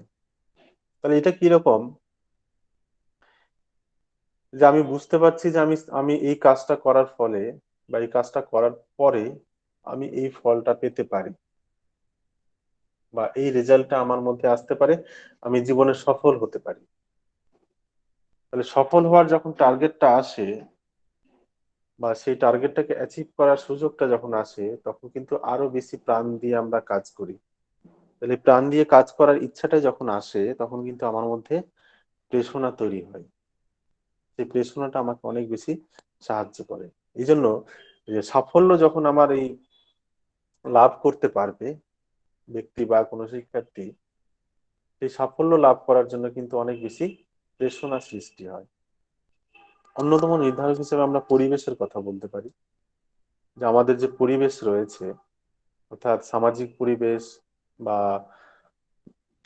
বিদ্যালয় পরিবেশ, যাই হোক না কেন, এই পরিবেশের মধ্যে যদি সবসময় আমরা পজিটিভ বিষয়বস্তু দেখতে পাই, অর্থাৎ আমাকে সকলে উৎসাহিত করছে, কাজ করার সুযোগ করে দিচ্ছে, কেউ আমাকে নেগেটিভ দৃষ্টিভঙ্গি দেখাচ্ছে না বা আমাকে ছোট করছে না, এই পরিবেশটা যদি আমরা পাই, তাহলে কিন্তু আমাদের প্রেরণা অনেক বেশি সঞ্চয় হবে। এবার আমি একটা ভালো কাজ করছি, আমাকে উৎসাহিত করার পরিবর্তে নিরুৎসাহিত করছে, আমাকে ছোট করছে, আমার আত্মবিশ্বাস ভেঙে দিচ্ছে, তখন কিন্তু ভালো কাজগুলো আমরা করতে পারি না, কারণ আমাদের প্রেরণাটা নষ্ট হয়ে যায়। তাহলে এই সুন্দর পরিবেশের একটা গুরুত্ব ভূমিকা রয়েছে, যেখানে প্রেরণার নির্ধারক হিসাবে সেই পরিবেশটা বাড়ির পরিবেশ হতে পারে, বিদ্যালয়ের পরিবেশ হতে পারে, সামাজিক যে কোনো প্রতিষ্ঠানের পরিবেশ হতে পারে। তাহলে এই হচ্ছে যে প্রেষণার নির্ধারক। তাহলে এই বিষয়গুলো যদি সঠিক ভাবে আমি পেয়ে থাকি, সঠিক সুযোগ সুবিধা যদি এর মধ্যে থাকে, তাহলে কিন্তু আমার মধ্যে সেই প্রেষণাটা সুন্দরভাবে তৈরি হবে।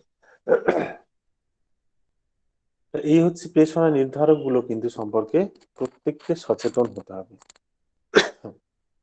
এরপরে আসছে যে প্রেষণার নীতি, কি কি প্রিন্সিপালস রয়েছে। অর্থাৎ প্রেষণা যে শিখন কার্যে সব থেকে বেশি ভূমিকা পালন করে, বা নতুন কিছু শিখতে বা নতুন পরিবেশে আমাকে কিছু জানতে শিখতে সব থেকে বেশি ভূমিকা পালন করে কিন্তু প্রেষণা।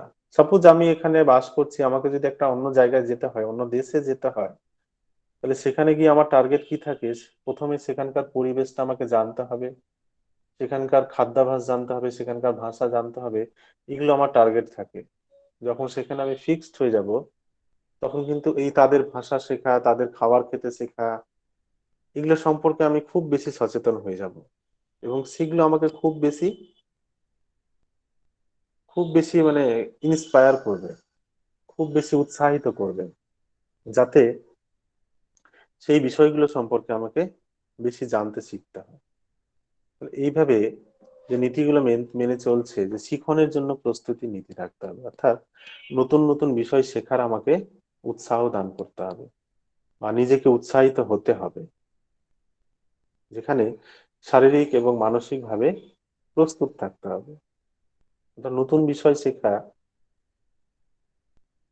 বিষয় জানার জন্য যে শিখনগুলোর প্রয়োজন রয়েছে, সেটা সম্পর্কে আমাকে সচেতন থাকতে হবে, এবং শারীরিক মানসিক ভাবে আমাকে সবসময় প্রস্তুত থাকতে হবে। এছাড়া আমার চাহিদার থাকতে হবে। অর্থাৎ চাহিদার নীতি হিসাবে আমরা বলতে পারি যে পেশনার সঙ্গে কিন্তু চাহিদাটা অঙ্গাঙ্গিক ভাবে জড়িত রয়েছে। আমার মধ্যে যদি চাহিদা সৃষ্টি না হয়, তাহলে কিন্তু আমি কাজ করার ইচ্ছা থাকবে না, বা পেশনা তৈরি হবে না। আর যদি আমি চাহিদাটা সৃষ্টি করতে পারি, তাহলে প্রেষণা আমার মধ্যে বেশি সৃষ্টি হবে, আমি বেশি কার্যকরী ভূমিকা পালন করব যে কোনো কার্যে, বা যে কোনো কাজ করার ইচ্ছাটা আমার অনেক বেশি থাকবে। তাহলে সেই চাহিদাটাকে সবসময় তাড়িত করতে হবে। আগ্রহের নীতি হিসাবে আমরা যদি দেখি, যে আগ্রহ এবং প্রেষণা দান পরস্পরের উপর নির্ভরশীল। তাহলে যদি আগ্রহ না থাকে, যে আমি আগেই বললাম যে আগ্রহ যদি না থাকে কিন্তু, তাহলে কিন্তু আমার মধ্যে প্রেষণা তৈরি হবে না। এবং আগ্রহটা যদি সবসময় আমাকে পজিটিভ রেজাল্ট দেয়, ভালো ফল দেয়, তাহলে কিন্তু আমার প্রেষণাটাও কিন্তু সবসময় ভালো হবে। এই যে আমরা ধরো গেম খেলি, মোবাইলে গেম খেলি, গেম খেলতে গিয়ে আমরা দেখি যে বিভিন্ন রাউন্ড থাকে। তাহলে ফার্স্ট রাউন্ডটা যখন আমি জিতে গেলাম, সেকেন্ড রাউন্ডে গিয়ে দেখলাম সেটা আরেকটু টাফ হচ্ছে, আরেকটু কঠিন থাকছে। তাহলে সেই সেকেন্ড রাউন্ডটাকে জেতার জন্য আরো তাড়াতাড়ি আমি চেষ্টা করি, থার্ড রাউন্ড জেতার জন্য টার্গেট করি, ফোর্থ রাউন্ড, সিক্স রাউন্ড, এরকম পরপর টার্গেট গুলো আমি করতেই থাকি। তাহলে এই যে পরপর টার্গেট গুলো যখন আসছে আমার সামনে, আমার আগ্রহটা কিন্তু আরো বাড়িয়ে দিচ্ছে, আগ্রহ আরো বেশি সৃষ্টি করছে।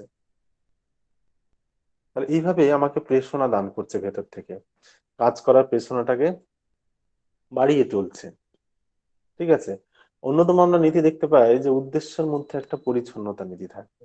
তাহলে যে উদ্দেশ্য নিয়ে আমি কাজ করতে যাচ্ছি, সেই উদ্দেশ্যটা যেন সঠিক থাকে, এবং স্বতঃস্ফূর্ত ভাবে যেন করতে পারি।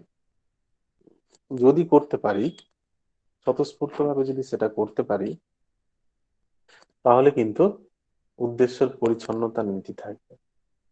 উদ্দেশ্যটাকে আমি লক্ষ্য রেখে কিন্তু সেই কাজটা তৈরি করতে পারবো। তো এটা আমাকে ভেতর থেকে খুব বেশি প্রেরণা দান করবে, এবং উদাহরণটাকে সবসময় সামনে রাখতে হবে। উদাহরণের নীতি হচ্ছে সব থেকে গুরুত্বপূর্ণ। উদাহরণটাকে সামনে রাখতে হবে। আমাদের মধ্যে যদি দেখি যে আমাদের আশেপাশে কেউ ভালো ফল করেছে, ভালো রেজাল্ট করেছে, বা ভালোভাবে সফল হয়েছে, আমাদের মধ্যে সেটা প্রেরণা দান করে তার মতো করে আমাকেও তৈরি হতে হবে, বা তার মতো হতে হবে। এই যে বিষয়টা, তাহলে এটা উদাহরণ হিসাবে কাজ করছে। যে আমার পাড়া থেকে বা আমার মানে পরিবেশ থেকে কেউ ভালো জায়গায় গেছে, ভালোভাবে সফল হয়েছে, তাহলে তার সফলতাটা কিন্তু আমাকে উদাহরণ হিসাবে কাজ করছে। বা আমার বাড়ি থেকেও বলা হয় যে তার মতো হতে হবে, তার মতো রেজাল্ট করতে হবে, বা তার মতো ফল করতে হবে, তার মতো সফল হতে হবে।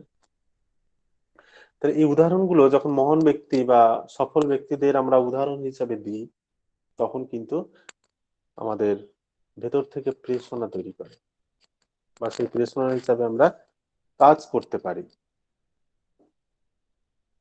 তাহলে এই হচ্ছে আমাদের প্রেরণার বিভিন্ন বিষয়গুলো। এবার সব থেকে গুরুত্বপূর্ণ জায়গা, সেটা হচ্ছে প্রেরণার সঙ্গে যে শিখনের কি সম্পর্ক রয়েছে। প্রেরণা এবং শিখন একে অপরের সঙ্গে খুব সুন্দরভাবে জড়িয়ে রয়েছে। তাহলে কি করে শিখনটা আমাদের সবসময় বলে দিচ্ছে যে কি করে এটা তৈরি করা যাবে, প্রেরণা তৈরি করা যায়, কিভাবে আরো বেশি প্রেরণা তৈরি করা যায়। তাহলে এই যে বিভিন্ন নির্ধারকের কথা আমি বললাম, সেই নির্ধারকগুলো যদি আমাকে বা আমার সামনে তুলে ধরা হয়, তাহলে কিন্তু প্রেরণাটা আমার আরো বেশি তৈরি হবে। যদি পুরস্কার, মূল্যায়ন বা সফলতা, প্রশংসা, হ্যাঁ, বা সহযোগিতা, এই বা প্রতিযোগিতা যদি তৈরি করা যায়, তাহলে এই বিষয়গুলো যদি তৈরি হয়, তাহলে কিন্তু আমাকে আরো বেশি মোটিভেটেড করবে, বা আমার মধ্যে আরো বেশি মোটিভেশন বা প্রেরণা তৈরি হবে। প্রেরণাগুলো তখন আমাকে ভেতর থেকে কাজ করতে সহায়তা করবে, বা সেগুলো আমাকে বেশি করে তৈরি করবে, প্রেরণা তৈরি করবে। অর্থাৎ এই যে পুরস্কার, আমরা যদি কোনো বিষয়ে পুরস্কার পাই, তাহলে পুরস্কার পাওয়ার সাথে সাথে কিন্তু আমার আরো বেশি আনন্দ যোগায়। বা পুরস্কারকে যদি আমি টার্গেট করি যে আমাকে ফার্স্ট হয়ে সেই পুরস্কারটা নিতে হবে, তাহলে সেই টার্গেটটা যদি আমি করি, তাহলে কিন্তু আমাকে ভেতর থেকে একটা শক্তি যোগাবে। তাহলে এইগুলো যখনই শক্তি যোগাচ্ছে বা সেই সফল হচ্ছি, তখন কিন্তু সাথে সাথে আমাকে ভেতর থেকে প্রেরণা যোগাচ্ছে। এবং সেটা করার জন্য যে প্রক্রিয়া বা যে উদ্দেশ্য বা যে আচরণ, সেটা কিন্তু সুন্দরভাবে আমাকে কাজ করতে সক্ষম করে তুলছে। তাহলে লার্নিংটা বা শিক্ষণটা কিন্তু এখানে যুক্ত হয়ে যাচ্ছে। অর্থাৎ ব্যক্তির যে কর্ম উদ্যম বা শক্তি যোগাবে। অর্থাৎ শিক্ষণটা ব্যক্তির কর্ম উদ্যমটাকে বা শক্তিকে বৃদ্ধি করবে। তাছাড়া আচরণের প্রকৃতি নির্বাচন করতে সহায়তা করবে। আচরণের প্রকৃতি অর্থাৎ কোন আচরণটা করলে আমি বেশি সফল হব, কিভাবে আমি ব্যবহার করলে সফল হব, এই উদ্যমটা বা এই প্রকৃতিটাকে নির্বাচন করতে সহায়তা করবে। এছাড়াও যে যে বিভিন্ন কাজগুলো আমরা করে থাকি, সেই কাজগুলো সেখানে আমাকে প্রেরণা যোগাবে, বা সেই কৌশলটাকে তৈরি করতে সহায়তা করবে। বা সেই কাজটা আরো কিভাবে সহজভাবে করা যায়, বা সহজ উপায় কি রয়েছে, সেগুলো ক্ষেত্রে আমাকে প্রভাবিত করবে। অর্থাৎ যে শিক্ষার্থীদের যে আচরণটা, সেই গতিপথটাকে কিন্তু নির্ণয় করে তুলবে। অর্থাৎ এই যে একটা অঙ্ক আমি সহজ নিয়মে করতে পারছি না, বা এক চান্সে করতে পারছি না, অন্য কেউ খুব সুন্দরভাবে এক চান্সে বা খুব সহজ নিয়মে করে ফেলছে, কারণটা হচ্ছে যে তার আচরণের যে গতিপথটা বা তার যে কৌশলটা, সেই কৌশলটা কিন্তু সহজভাবে বুঝতে পেরেছে। তো সেই কৌশলটা যদি সে সহজভাবে বুঝতে পারে বা সেই কৌশলটাকে গ্রহণ করতে পারে, তার মধ্যে সেই কর্মক্ষমতাটা বা কর্মদক্ষতাটা কিন্তু অনেক বেশি বেড়ে যাবে। তাই শিখন এখানে কিন্তু সরাসরি ভাবে আমাদের যে কর্ম উদ্যমটা বা শক্তিটাকে কিন্তু বৃদ্ধি করবে, এবং শিখন কৌশলকেও কিন্তু প্রভাবিত করবে। অর্থাৎ যে সবসময় আমাদের কর্ম চঞ্চল রাখা, কাজে উৎসাহিত করা, আরো ভালোভাবে কি করে করা যায়, এই জাতীয় বিষয়গুলো সম্পর্কে বেশি সচেতন করবে।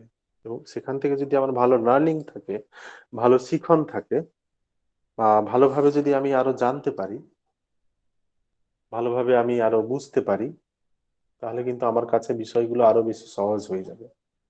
নিজেকে আরো বেশি মেলে ধরতে পারবো, নিজে আরো বেশি সচেতন হতে পারবো। তাহলে এইভাবে আমাকে মানে শিখন কন্টিনিউ কিন্তু আমাকে প্রেরণা যোগাবে। এবার প্রেরণা দানে যে কিছু বিষয় আমাকে খুব প্রভাব বিস্তার করবে, যেগুলো মানে বিশেষ করে বাড়ির পরিবেশ বা শিক্ষাদানের পরিবেশ আমাদের খুব বেশি ভাবে মানে প্রভাবিত করবে। বিশেষ করে শিক্ষকের ভূমিকা সব থেকে বেশি গুরুত্বপূর্ণ। কারণ হচ্ছে বিদ্যালয়ের পরিবেশে আমরা কিন্তু তার যে ট্যালেন্ট বা তার যে প্রতিভা, সেগুলো কিন্তু সব থেকে বেশি বুঝতে পারি। বা বাড়ির পরিবেশেও বোঝা যায়, যে বিদ্যালয়ে সে প্রকাশ করার জায়গাটা সব থেকে বা সেই সুযোগটা বেশি থাকে। তাহলে একজন শিক্ষকের ভূমিকা যে প্রেরণা দান বা প্রেরণা কর্মে যে সব থেকে বেশি শিক্ষকের যে ভূমিকা, সেটা কিরকম হবে, যে শিক্ষার্থীর যে ক্ষমতা রয়েছে বা সেই সক্ষমতা রয়েছে, সেই অনুযায়ী পাঠ পরিকল্পনা করা। অর্থাৎ এখানে শিক্ষার্থীরা যারা আসবে তাদের চাহিদা, তাদের সক্ষমতা, তাদের আগ্রহ, বা তারা সেই পাঠ্যক্রমটাকে গ্রহণ করতে পারবে কিনা, এই জাতীয় বিষয়গুলো দেখে সেটা পরিকল্পনা করতে হবে। এবং কোনো শিক্ষার্থীর বিশেষ প্রতিভা আছে কিনা সেটাকেও কিন্তু বের করে আনতে হবে। এবার বিশেষ প্রতিভা যদি থাকে, আনুষঙ্গিক যে অনন্য বিষয়গুলো সেগুলোতে তার আগ্রহ নাও থাকতে পারে, সেটাকে কিন্তু দেখার প্রয়োজনীয়তা রয়েছে। অর্থাৎ অনেক সময় আমরা দেখি যে একজন শিক্ষার্থী ভালো খেলাধুলো করে, কিন্তু তার পড়াশোনার প্রতি আগ্রহ অনেক জায়গায় কম থাকে, অনেক কম রয়েছে। মানে এটা হতে পারে, নাও হতে পারে। সে খেলাধুলা করছে মানে ভালো পড়াশোনা করবে না তা নয়, করতেই পারে। অনেক সময় দেখা যায় হয়তো ভালো খেলাধুলা করছে, খেলাধুলার প্রতি তার আগ্রহ অনেক বেশি রয়েছে, তার ইচ্ছা ওখানে অনেক বেশি রয়েছে। তাহলে তাকেও সেই সুযোগটা দিতে হবে, যে খেলাধুলার সুযোগটা যেন সে পেতে পারে। তাহলে এই বিষয়টা শিক্ষকদের পাঠ পরিকল্পনায় বা শ্রেণীকক্ষে কিন্তু মনে রাখতে হবে। আকর্ষণীয় শিক্ষণ পদ্ধতির ব্যবহার করতে হবে শিক্ষাকালে। আকর্ষণীয় শিক্ষা পদ্ধতি মানে এই যে teaching model, audio visual AIDS বা প্রজেক্টর, এক্সকারশন বা শিক্ষামূলক ভ্রমণ, হুম, এই জাতীয় বিষয়গুলো কিন্তু অনেক বেশি মানে প্রেরণা যোগায় শিক্ষার্থীদের মধ্যে। তাহলে বর্তমানে সায়েন্টিফিক যে বিভিন্ন মডেল গুলো রয়েছে সেগুলো ক্লাসরুমে ব্যবহার করতে হবে।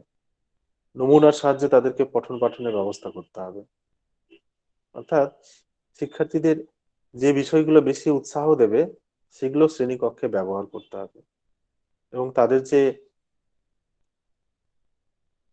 নতুন নতুন বিষয় সম্পর্কে জানানো, নতুন নতুন গল্প বলা, নতুন নতুন বিষয় দেখানো, এই জাতীয় বিষয়ের প্রতি কিন্তু শিক্ষক মহাশয়দের রাখতে হবে, আগ্রহ রাখতে হবে।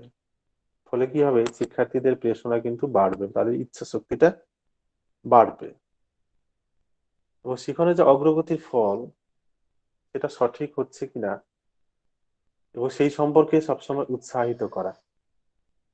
অর্থাৎ শিখন থেকে তার থেকে যে ভালো কাজ করতে পারছে সেটাকে তাকে অনুপ্রাণিত করতে হবে। সে কিছু একটা কাজ করেছে, সেখানে আরো বেশি তাকে বাহবা দিতে হবে, আরো বেশি উৎসাহিত করতে হবে, অনুপ্রাণিত করতে হবে, যার ফলে প্রেরণার সঞ্চার ঘটবে। অর্থাৎ শিক্ষক মহাশয়দের পুরস্কার প্রদান করতে হবে। তাহলে পুরস্কারটা সবসময় যে কোনো বিষয় কোনো বস্তু হবে বা কোনো আর্থিক হবে সেটা নয়, মৌখিক ভাবেও তাদেরকে পুরস্কৃত করা যায় বা তাদেরকে উৎসাহিত করা যায়। তাহলে এইগুলো তাদেরকে পুরস্কারের ব্যবস্থা রাখতে হবে। অর্থাৎ প্রশংসা করা, উৎসাহ দানটাও কিন্তু অনেক সময় পুরস্কারের রূপে কাজ করে। তো এইগুলো সবসময় শিক্ষার্থীদের কাছে সুন্দরভাবে উপস্থাপন করার প্রয়োজনীয়তা রয়েছে, এই পুরস্কারগুলো বা উৎসাহ দান করা। আর প্রতিযোগিতামূলক মনোভাব তাদের বৃদ্ধি করতে হবে। প্রতিযোগিতামূলক উপাদানগুলো হচ্ছে যেমন এখানে মানে কোনো কম্পিটিশনটা হবে ফ্রেন্ডলি কম্পিটিশন, বন্ধুত্বমূলক প্রতিযোগিতা।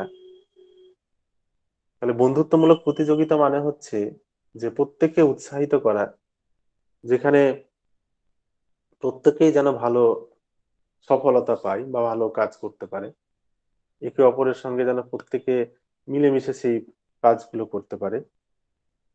তাহলে প্রত্যেকে কিন্তু এখানে স্বাস্থ্যকর প্রতিযোগিতার সৃষ্টি হবে। সেই স্বাস্থ্যকর প্রতিযোগিতা সৃষ্টি হলে প্রত্যেকে কিন্তু ভালো কাজ করতে পারবে বা প্রত্যেকের মধ্যে ভালো প্রেরণার সঞ্চার ঘটবে। এইগুলো হচ্ছে শিক্ষকের ভূমিকা। এবার এছাড়াও সবসময় যে এনকারেজ করতে হবে, তাদেরকে উৎসাহিত করতে হবে এবং থটফুল লার্নিং এর ব্যবস্থা করতে হবে। অর্থাৎ যে সমস্ত শিক্ষণগুলোতে চিন্তনের যে প্রভাব রয়েছে সেই সব ক্ষেত্রে তাদেরকে উৎসাহিত করতে হবে। অর্থাৎ তাদের মধ্যে যে আত্মবিশ্বাস, সেই আত্মবিশ্বাসটাকে তৈরি করতে হবে এবং শিক্ষণের প্রতি যে মূল্যবোধ বা শিক্ষণের যে মূল্য দেওয়া, সেটাকে সেই ক্ষেত্রেও কিন্তু উৎসাহিত করতে হবে। এটা কিন্তু সবসময় তাদের ক্ষেত্রে ব্যবস্থা করতে হবে। এবার অনেক সময় কি দেখা যায় যে আমরা শিক্ষার্থীদের দেখি বা কোনো ব্যক্তিদের দেখি যে তারা প্রেরণা হারিয়ে ফেলে, তাদের মধ্যে প্রেরণার হ্রাস ঘটে যায়, কমে যায়। তাহলে কেন কমে যায়? তো এগুলো কমার পেছনে একটা সব থেকে বড় কারণ, বিভিন্ন কারণ রয়েছে। যে তাদের মধ্যে যদি অ্যাংজাইটি বা উদ্বেগের সৃষ্টি হয়, তাহলে কিন্তু তাদের প্রেরণা কমে যাবে। অর্থাৎ এই উদ্বেগটা কিন্তু খুব মানে ক্ষতিকর বিষয়, বা উদ্বেগ সবসময় ব্যক্তিকে বা শিক্ষার্থীকে খুব ক্ষতি করে। তাহলে তাদের মধ্যে যদি উদ্বেগের সৃষ্টি হয়, তখন কিন্তু প্রেরণাটা কমে যাবে। অ্যাংজাইটি সৃষ্টি হলে কমে যাবে। অ্যাংজাইটি বিভিন্ন কারণে হতে পারে, যে বাড়ির পরিবেশ বা কোনো রকম ভাবে আত্মবিশ্বাস কমে যাওয়া, শিক্ষার্থীদের কোনো মানসিক সমস্যা হলে, এগুলো কারণে অ্যাংজাইটি সৃষ্টি হয়। এই সমস্ত অ্যাংজাইটি যদি সৃষ্টি হয়, তাহলে কিন্তু প্রেরণা কমে যাবে।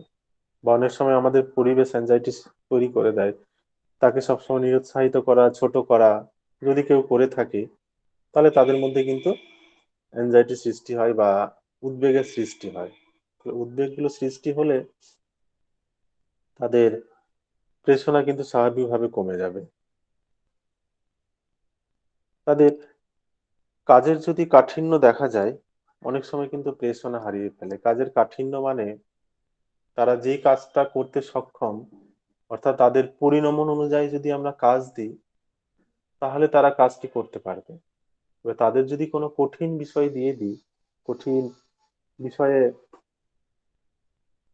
পরীক্ষা নেওয়া হয় বা কঠিন বিষয়ে পড়তে দেওয়া হয়, লিখতে দেওয়া হয়, যেটা তাদের পরিণমনের পরিপন্থী বা তাদের কোনো ইচ্ছা নেই, তাহলে কিন্তু তারা উৎসাহিত হবে না, কাজটি করার জন্য উৎসাহিত হবে না, বা তাদের মধ্যে প্রেরণার সৃষ্টি হবে না।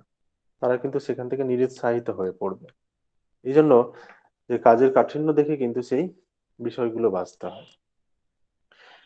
আগ্রহ যদি কমে যায়, তাদের মধ্যে যদি আগ্রহ কমে যায় বা সেই বিষয়টার প্রতি যদি আগ্রহ না থাকে, তাহলে কিন্তু প্রেরণার সৃষ্টি হবে না বা সেই কাজটা করার মতো প্রেরণা কিন্তু তাদের মধ্যে থাকবে না। এই জন্য আগ্রহ থাকাটা খুব বেশি জরুরি, এবং কোন বিষয়গুলোতে তাদের আগ্রহ বেশি থাকবে সেই বিষয়টাকে কিন্তু মাথায় রাখতে হয়। অর্থাৎ তাকে অঙ্ক যদি ভালো না লাগে, তাকে যদি জোর করে অঙ্ক করানো হয়, তাহলে অঙ্কের প্রতি কিন্তু ধীরে ধীরে তার আগ্রহ কমে যাবে, ভীতি তৈরি হবে। অর্থাৎ তার মতো করে তাকে অঙ্ক করার সুযোগ দিতে হবে এবং তার মতো করে বোঝানোর চেষ্টা করতে হবে। অর্থাৎ তাকে অঙ্কের প্রতি উৎসাহিত করতে হবে। জোর করলে কিন্তু তার আগ্রহ কমে যাবে।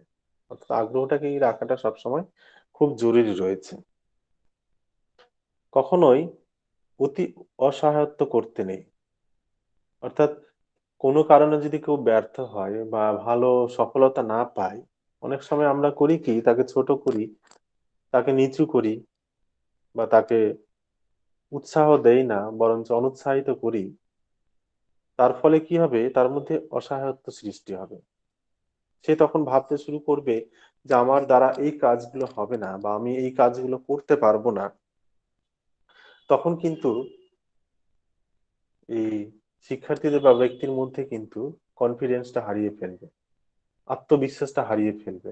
এই আত্মবিশ্বাস হারিয়ে ফেলার ফলে কি হবে, তার মধ্যে কিন্তু সে প্রেরণাটা থাকবে না, প্রেরণা সৃষ্টি হবে না। সে হীনমন্যতা ভুগবে, হতাশ হয়ে যাবে।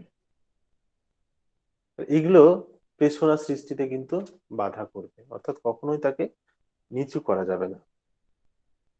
বিভিন্ন রকম প্রক্ষোভ, যে প্রক্ষোভমূলক যে দুর্বলতাগুলো, অর্থাৎ ভয়, রাগ, ভালোবাসার অভাব, এগুলো দেখা দিলে কি হবে, প্রেরণা কিন্তু কমে আসবে বা তার কাজ করার ইচ্ছা শক্তিটা একদম থাকবে না।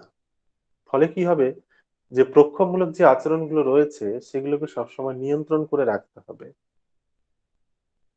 সেগুলো নিয়ন্ত্রণ করে রাখতে পারলে কিন্তু আমাদের প্রেরণাটা ভালো থাকবে। যদি না নিয়ন্ত্রণ করে রাখতে পারি, আমাদের প্রেরণাটা কিন্তু কমে যাবে বা প্রেরণার সৃষ্টি হবে না। মানসিক দুর্বলতা অনেক সময় প্রেরণা নষ্ট করে দেওয়ার জন্য অন্যতম কারণ। অর্থাৎ মানসিকভাবে যদি আমি আত্মবিশ্বাসী না থাকি, তাহলে সেই কাজটি আমি করতে পারবো না বা সেই প্রেরণা কিন্তু তাকে করার উৎসাহ দেবে না। অর্থাৎ সেই মানসিকভাবে সবসময় সক্রিয় থাকা অবশ্যই প্রয়োজন। অর্থাৎ আমি যদি শারীরিকভাবে দুর্বল থাকি, শারীরিকভাবে আমি যদি অসুস্থ থাকি, সেই সময়টা কিন্তু আমার মানসিক মানসিক শক্তিটাও খুব একটা ভালো থাকে না, এটা খুব ফ্যাক্ট। তাহলে সেই সময়টা যদি আমাকে কাজ করার কোনো প্রয়োজনীয়তা থাকে বা কাজ করার যদি কোনো সম্ভাবনা থাকে বা আমাকে কাজ করতে দেওয়া হয়, তাহলে সেই সময়টা আমার ভালো কাজ হবে না। কারণ হচ্ছে মানসিক শক্তি হয়তো সেই সময় আমাকে পূর্ণ শক্তি দেবে, পূর্ণভাবে কাজ করার সক্ষমতাটা দেবে না। তাহলে সেক্ষেত্রে আমাদের সমস্যা দেখা দিতে পারে। মানসিকভাবে অবশ্যই সতেজ থাকতে হবে, তার ফলেই কিন্তু আমাকে প্রেরণা দেবে বা প্রেরণা তৈরি করবে। পরিবেশ আমাদের প্রেরণা হারানোর অনেক কারণ। অর্থাৎ বাড়ির পরিবেশ বা বিদ্যালয়ের পরিবেশ যদি যথাযথ না থাকে বা সামাজিক পরিবেশ যদি যথাযথ না থাকে, তাহলে সেই কাজটা আমাকে করতে দেবে না। বা দলের উৎসাহ যদি সঠিক না থাকে, তাহলে কিন্তু ভালো কাজ করতে পারবে না। অর্থাৎ আমার মধ্যে প্রেরণার কম দেখা যাবে। অর্থাৎ একটা দলে যদি আমরা ক্রিকেট খেলছি, দলের মধ্যে প্লেয়ারদের মধ্যে যদি কোনো মিল না থাকে, তাহলে কিন্তু সেই দলটি কখনোই ভালো পারফরমেন্স করতে পারবে না। ভালো পারফরমেন্স না করার ফলে তার দলটি হেরে যাওয়ার সম্ভাবনা রয়েছে। অর্থাৎ এই দলের পরিবেশের কথার অর্থটাই হচ্ছে যে প্রত্যেকের মধ্যে একটা ভালো সম্পর্ক থাকতে হবে। অর্থাৎ পারস্পরিক সহযোগিতা, সহমর্মিতা ইত্যাদি বিষয়গুলো যেন অবশ্যই ভালো থাকে। অনেক সময় কি হয়, আমাদের চাহিদার যে অভাবগুলো দেখা যায়, সেই চাহিদার অভাব থেকে কিন্তু আমাদের প্রেরণা হ্রাস পায়। চাহিদার অভাবটা কি কি?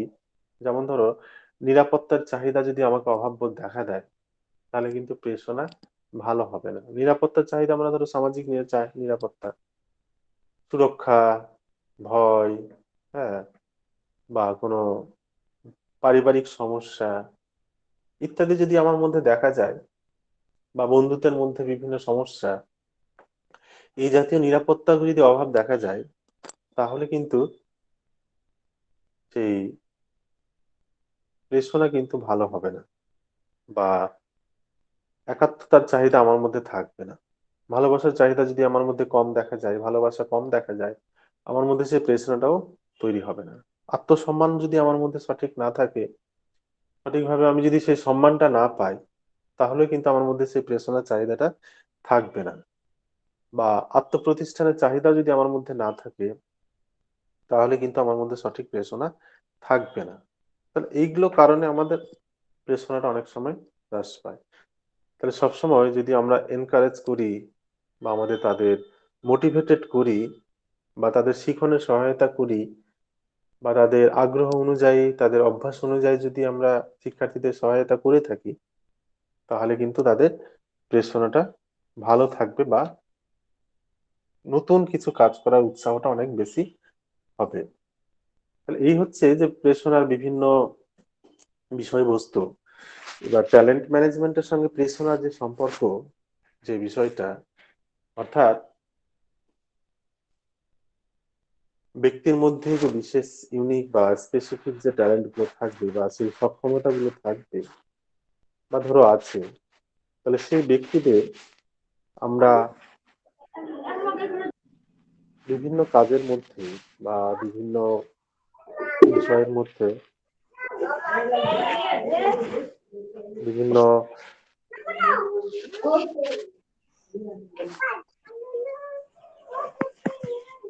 আহ, তাদের যে বিশেষ ট্যালেন্ট রয়েছে, তাহলে সেই ব্যক্তিদের আমাদের সবসময় মোটিভেটেড করতে হবে যাতে তাদের ট্যালেন্টটাকে প্রকাশ করার সুযোগ পায়। কেউ হয়তো এই যে আগে বললাম যে কেউ ভালো গান করছে বা কেউ ভালো নাচ করে, তারা যে কাজটা করতে পারে, তাহলে সেই কাজটা করার সঙ্গে সঙ্গে তাদেরকে উৎসাহ দান করা বা উৎসাহিত করা এবং তাদেরকে সেই সুযোগ করে দেওয়া, অর্থাৎ তাদেরকে মোটিভেটেড করা যেন সেই কাজটি করে সে জীবনে সফল হতে পারে। তাহলে যোগ্য ট্যালেন্ট ব্যক্তিকে যোগ্য সম্মানে বা যোগ্য জায়গায় কিন্তু পৌঁছে দেওয়া, এই পৌঁছে দেওয়ার ক্ষেত্রে মোটিভেশন কিন্তু অন্যতম। মোটিভেশন এর দ্বারা বা প্রেরণার দ্বারাই কিন্তু সেই ট্যালেন্ট ব্যক্তিটাকে আরো বেশি ভালো জায়গায় নিয়ে যাওয়া বা আরো বেশি ভালো কাজ করতে উৎসাহিত জাগাবে বা তাদের মধ্যে সেই আগ্রহ বা মনোভাবটা তৈরি করতে পারবে। তাহলে এই ট্যালেন্টটাকে সবসময় কিন্তু গুরুত্ব দেওয়া প্রয়োজন। এই যে আমরা ধরো এই যে ক্লাসের মধ্যে যে গিফটেড বা বিশেষ বিশেষ সক্ষম শিশুদেরকে দেখি যে তারা ইউনিক রেজাল্ট করছে বা বিশেষভাবে তারা গড গিফটেড যাদের বলে থাকি, তাহলে সেই সময় সেই সমস্ত শিশুদের যে প্রতিভাগুলো রয়েছে সেটাকে কিন্তু বিকশিত করার, তৈরি করার সুযোগ দিতে হবে। অর্থাৎ তাদের জন্য বিশেষ ব্যবস্থাপনা করে তাদেরকে আরো বেশি মোটিভেটেড করা যাতে আরো ভালো জায়গায় তারা যেন সফল হতে পারে। তাহলে ট্যালেন্ট ম্যানেজমেন্টের সঙ্গে মোটিভেশনটা খুব জরুরি, তাদের ট্যালেন্টটাকে আরো বেশি করে বের করে আনার জন্য। তাহলে এই হচ্ছে আমার আলোচনার মূল বিষয়বস্তু বা মূল জায়গা। আমি চেষ্টা করলাম কিছুটা আলোচনা করার জন্য বা কিছুটা আলোচনা করার। আমি আমাদের যে বৈঠকিটা পরিচালনা করছেন ওনার কাছে আমি যাচ্ছি, বা তোমাদের কিছু প্রশ্ন থাকলে তোমরা করতে পারো।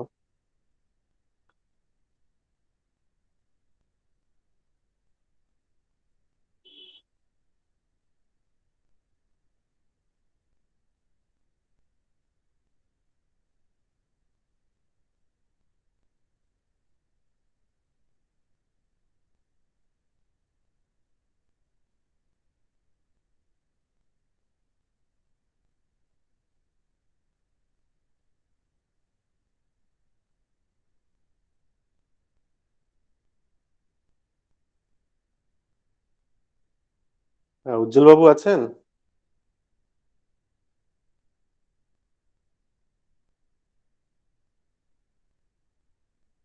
উজ্জ্বল বাবু শুনতে পাচ্ছেন?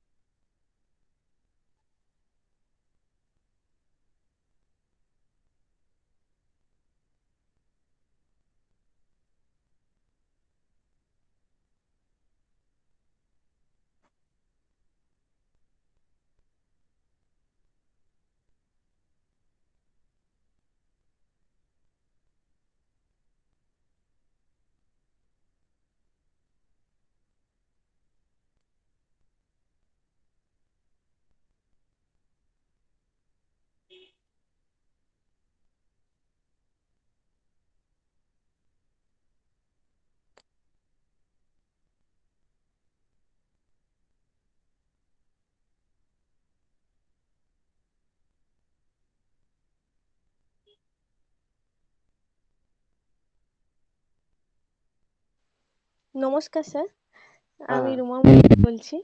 হ্যাঁ, আপনার আলোচনা স্যার শুনছিলাম এতক্ষণ ধরে, খুব ভালো হুম, লাগছিল। আমার একটা একটু জিজ্ঞাসা আছে আপনার কাছে। হ্যাঁ, উম, বলুন। আমাদের এই জেনারেশনে আমরা কেরিয়ারকে নিয়ে এতটাই ফোকাস করছি, যেখানে আমাদের এই হয়তো আমরা জানি আমাদের মধ্যে কিছু প্রতিভা আছে, বা ছোট থেকে আমরা সেগুলো চর্চাও করেছি সেগুলো নিয়ে, কিন্তু সেগুলো নিয়ে এগোনোর সময় কোথাও আমরা পিছিয়ে যাচ্ছি, শুধু অন্যভাবেই কেরিয়ারটাকে ডেভেলপ করার চেষ্টা করছি। তো সেই জায়গায় কি করণীয় হবে আমি বা আমাদের মতো জেনারেশনে, যাদের শুধু এখন কেরিয়ারটাকে নিয়েই ফোকাস করার সময়? তো এক্ষেত্রে স্যার একটু হুম, যদি ঠিক, আচ্ছা, আমি বলছি। আমাদের মানে জীবনে একটা অন্যতম টার্গেট থাকছে যে আমরা প্রতিষ্ঠিত হব বা প্রতিষ্ঠিত হতে হবে আমাদের। সেই প্রতিষ্ঠা হওয়ার জন্য আমরা সবসময় ভেবে নিই আমাদের কেরিয়ার তৈরি করা। সেই কেরিয়ার তৈরি করার ক্ষেত্রে আমরা সবসময় হয়তো ভাবি যে আমি একটা ভালো চাকরি পেলে বা আমি একটা আর্থিকভাবে সফল হতে পারলে আমি হয়তো আমার জীবনটা বেশি সুযোগ সুবিধা পাবো বা জীবনটা আমার বেশি সচ্ছল হবে। এটা অস্বীকার করার কোনো জায়গা নয়, কারণ আর্থিক সচ্ছলতা বা আমার জীবনে কেরিয়ার তৈরি করার জন্য একটা সফলভাবে চাকরি করা, এটা প্রত্যেকেরই স্বপ্ন থাকে। এটার সাথে সাথে কি হয় যে আমরা পড়াশোনা করি বা আমাদের মধ্যে অনেক প্রতিভা থাকে। এই যে আমি বলছিলাম আমি হয়তো ভালো গান করি বা ভালো ডান্স করি, এই সমস্ত ক্ষেত্রে কি দেখা যায় যে আমাদের শিখিয়ে দেওয়া হয় বা আমাদের এই সমস্ত ক্ষেত্রে মোটামুটি একটা মেসেজ দিয়ে দেওয়া হয়, এই সমস্ত ক্ষেত্রে সফল হওয়ার সম্ভাবনা খুব কম রয়েছে। এবং এটা খুব বাস্তব কথা, আমরা যদি প্র্যাকটিক্যালি ভেবে দেখি, বাস্তবে ভেবে দেখি, যে আমরা নাচ, ডান্স, গান বা আদার যে অ্যাক্টিভিটিস গুলো রয়েছে, খেলাধুলা হোক বা অন্য কোনো বিষয় হোক না কেন, আবৃত্তি করা হোক না কেন, এই সমস্ত ক্ষেত্রে সফল হওয়ার সুযোগ সম্ভাবনা অনেক কম রয়েছে। বিশেষ করে আমি যদি বলি যে আমরা গ্রামাঞ্চলের বাসিন্দা হিসাবে বলে থাকি বা মফস্বল শহর বা ছোট শহরগুলোতে, সেই সমস্ত জায়গা থেকে সফল হওয়ার সম্ভাবনা কম থাকে। এই মেসেজটা আমরা হয়তো কারো কাছে শুনে বা নিজের অভিজ্ঞতার মাধ্যমে আমরা ভেবে নিই যে হয়তো এই সমস্ত ক্ষেত্রে আমাদের সুযোগ সুবিধা কমই রয়েছে বা আমরা হয়তো পারবো না। কিন্তু এগুলো করেও অনেকে সফল হয়েছে, অনেক সফল ব্যক্তিও আছে, মফস্বল জায়গা থেকেও রয়েছে বা গ্রামাঞ্চল থেকেও ভালো সফল জায়গা রয়েছে। অন্যতম আমাদের টার্গেট যখন হয়ে যাচ্ছে, আমাদের পরিবেশটা আমাদের বলে দিচ্ছে অন্যতম টার্গেট হচ্ছে আমাদের চাকরি পাওয়া বা আর্থিকভাবে সচ্ছল হওয়া। সেই জন্য কি করতে করি আমরা যে কেরিয়ারের দিকে বিশেষ মানে এগিয়ে যাওয়ার জন্য আমরা পড়াশোনার মাধ্যমটাকে হয়তো বেশি ভেবে নিই। এবার অন্য যে আমাদের মধ্যে ট্যালেন্ট রয়েছে বা প্রতিভা রয়েছে, সেগুলো হয়তো সুপ্ত থেকে যায়, সেগুলো নিয়ে আমাদের চর্চাটা কমে যায়, চর্চাটা আমরা কম করি বা সেই চর্চার করার সুযোগটা আমরা আমাদের পড়াশোনার চাপের মাঝখানে ভুলে যাই। ছোটবেলায় দেখা যাবে যে অনেকে ভালো গান করতো, ডান্স করতো বা আর কিছু করতো, খেলাধুলা করতো। এই পড়াশোনার চাপে গিয়ে কি হয়, আমরা মাঝপথে সেগুলোকে বন্ধ করে ফেলি, সেগুলো নিয়ে আমরা আর চর্চা করার সুযোগ থাকে না। তাহলে আমাদের এই সফল হওয়ার পেছনে যখন আমরা ছুটতে শুরু করি, ছুটতে ছুটতে কি হয়, একটা সময় সেই কাজগুলো বা সেই অ্যাক্টিভিটিস গুলো আমরা কিন্তু ভুলে যাচ্ছি। ভুলে যাওয়ার ফলে কি হচ্ছে, আমার মধ্যে যে সেই ট্যালেন্ট গুলো ছিল, সেগুলো অভ্যাস বা প্র্যাকটিস বা অনুশীলন না করার ফলে সেগুলো কিন্তু হারিয়ে যাচ্ছে। পরেও সেটা আমি ফিরে পেতে পারি, আবার আমাকে অনেক প্র্যাকটিস করতে হবে তার জন্য, বা তার জন্য আমাকে অনেক চেষ্টা করতে হবে। ওর মাঝখানে কি হলো, এই কেরিয়ার বা পড়াশোনা এগুলো করার জন্য আমাদের সেই প্রতিভাটা অনেক সময় আমরা হারিয়ে ফেলি। বিশেষ করে আমাদের এই জেনারেশনটা এমন একটা সময় এসে গেছে, আমিও সেই জেনারেশনে বিলংস করছি বা তোমরাও করছো, বা আগে পরের একটু ব্যাপার রয়েছে। এই সময়টা দেখো, এই সময়টা হচ্ছে যে যে কোনো ভাবে আমি নিজেকে সফল করতে চাই, যে কোনো উপায়ে হতে পারে না কেন, হ্যাঁ, যে কোনো মাধ্যমে হতে পারে না কেন, আমাকে নিজে সফল করতে হবে, মানে সফল হতে হবে। এই চিন্তা ভাবনাটা আমাদের মধ্যে খুব বেশি এসে গেছে, এবং এই সফল হওয়ার সব থেকে বেশি আমরা সহজ ভেবে নিই কোনো চাকরি করা বা আর কিছু করা। ফলে কি হয়, আমাদের এই সুপ্ত ট্যালেন্ট গুলো সেগুলো কিন্তু অনেক সময় হারিয়ে যায় বা থেকে যায়। অর্থাৎ এই জেনারেশনকে যে অনেকভাবে কিন্তু নিজেকে তৈরি করা যায়। আজকাল তোমরা সবাই দেখবে যে সোশ্যাল মিডিয়ার সঙ্গে সবাই প্রত্যেকে জড়িত রয়েছে। অনেকে কি করছে, যে ইউটিউব চ্যানেল খুলেও কিন্তু অনেকে ভালো রোজগার করে ফেলছে। তাদের বিভিন্ন গান, ভিডিও এগুলো সব ভাইরাল করে তারাও কিন্তু রোজগার, মানে নিজেরা রোজগার অনেক কিছু করে ফেলছে। হুম। ফেসবুকের মাধ্যমে হোক বা ইউটিউবের মাধ্যমে হোক, যে কোনো এই মিডিয়া গুলোকে কেন্দ্র করে কিন্তু অনেকে সফল হচ্ছে। তাহলে সফলতার পেছনে যে আমাকে শুধু একটা ইসের পেছনে ছুটতে হবে সেটা বলাটাও, মানে সবসময় বলা ঠিক নয়। আমি আরো অন্য কোনো মাধ্যমে বেছে নিতে পারি, আমার মধ্যে সেই ট্যালেন্ট গুলো থাকলেও সেটা আমরা বেছে নিতে পারি। হ্যাঁ।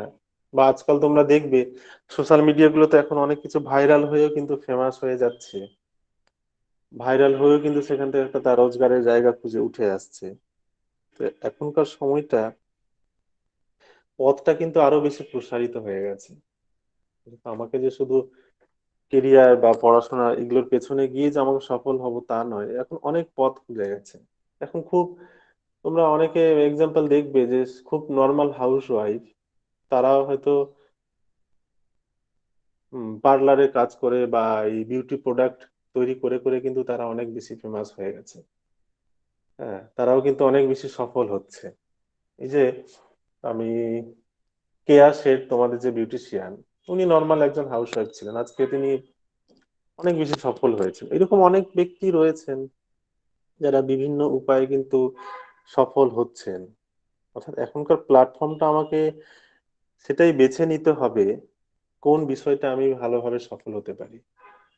এখন এই দেখবে যে ফেসবুকে এখন প্রচুর শপিং হচ্ছে, মার্কেটিং হচ্ছে, এই যে অনলাইনে গিয়ে তারা বিভিন্ন প্রোডাক্ট বিক্রি করছে, সেগুলো করেও কিন্তু অনেকে সফল হয়ে যাচ্ছে।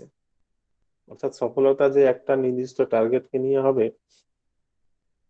সেটা কিন্তু এখন সেই বিষয়টা অনেকটা কমে এসেছে। অর্থাৎ যেই সুযোগটা নিয়ে আমি সফল হব, যেটা আমাকে সফলতা এনে দেবে, সেই জিনিসগুলো মনে হয় এখন বেছে নেওয়া ভালো, বা বেছে নেওয়া যেতে পারে। এই জেনারেশনে অনেক বেশি সুযোগ সুবিধা এসে গেছে। হয়তো কিছু আমরা প্র্যাকটিক্যালি দেখে থাকি যে আমাদের সরকারি চাকরি বা আমাদের বেকারত্বের হারটা হয়তো অনেক বেশি বেড়ে গেছে। হুম। সেগুলো ডিমান্ড হয়তো অনেক বেশি রয়েছে এখন, কিন্তু সেই ডিমান্ড অনুযায়ী তাদের এটা অনেক কমে গেছে।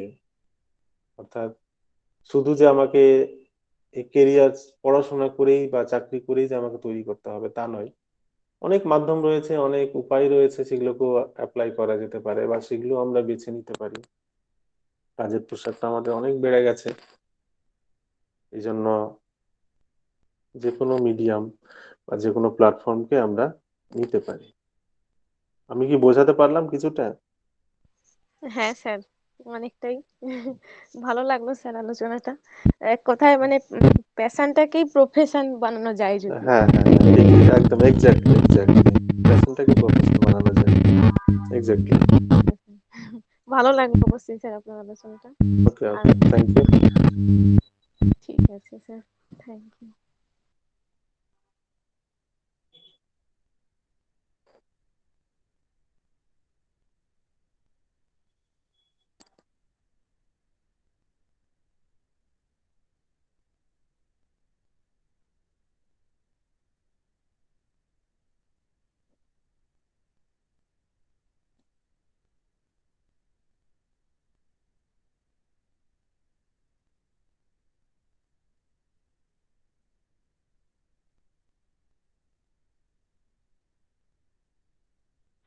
Hello sir. হুম। স্যার বলছি, পেশনার পরিমাণটা যদি অত্যাধিক পরিমাণে হয় তাহলে শিখনে কি ব্যাঘাত ঘটে না শিখনে সফলতা আছে? মানে শিখনের সাথে কোনো সামঞ্জস্যই নেই, হয়তো আমাদের চাহিদা মানে অত্যাধিক চাহিদাটাই তো প্রেষণাচার, মানে চাহিদার মধ্যে যে অভাব আমাদের মধ্যে দেখা দেয় হ্যাঁ, হ্যাঁ, অভাব সেটাই। তাড়না। হ্যাঁ, হ্যাঁ, হ্যাঁ, হ্যাঁ। সেটাই প্রেষণা। তো ওটা হয়তো আমাদের মোটিভেশন, মানে এত পরিমাণে একটা জিনিস করার ইচ্ছা বা আগ্রহ সেটা প্রেষণায় পরিণত হয়েছে। তো হুম, হুম। তাহলে শিখনটার ক্ষেত্রে সেটা কি মানে পজিটিভ ইন্টেনশন কাজ করবে না নেগেটিভ? না, শিক্ষণটা অবশ্যই পজিটিভ করবে।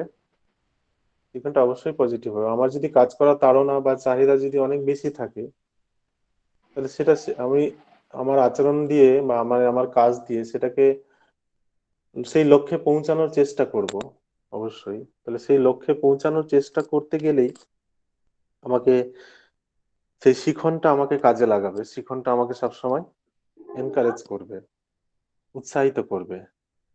অবশ্যই সেটা পজিটিভ ভাবেই এগোবে বা পজিটিভ ধারণা তৈরি করবে আমার মধ্যে।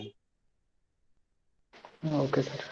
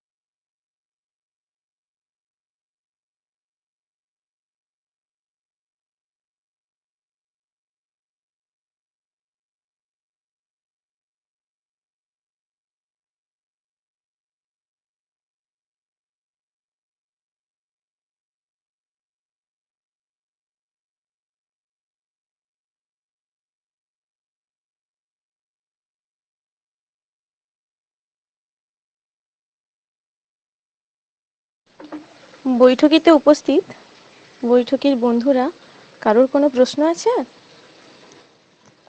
হয়তো উজ্জ্বলবাবু কোনো টেকনিক্যাল কারণে হয়তো শুনতে পাচ্ছেন না বা নেই মনে হচ্ছে, কোনো অসুবিধায়, সেই কারণে আমি জিজ্ঞেস করছি। যেহেতু আমরা প্রত্যেক দিনই বৈঠকিতে থাকি, সেই কারণেই প্রত্যেকের উদ্দেশ্যেই বলছি, কারোর কোনো প্রশ্ন আছে? যদি থাকেন বলবেন, স্যার রয়েছেন।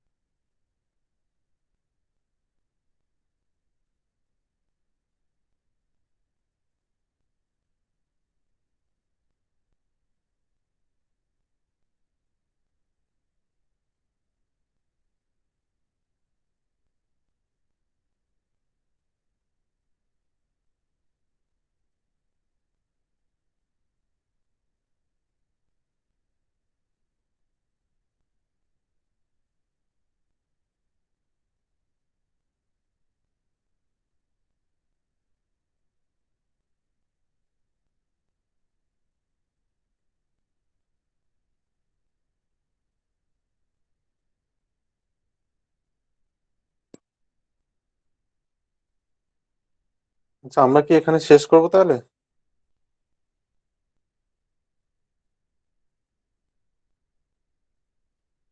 আমি তো উজ্জ্বল বাবুকে ফোন করলাম একবার, উনি তো রিসিভও করলেন না, মনে হয় কোনো কাজে ব্যস্ত আছেন।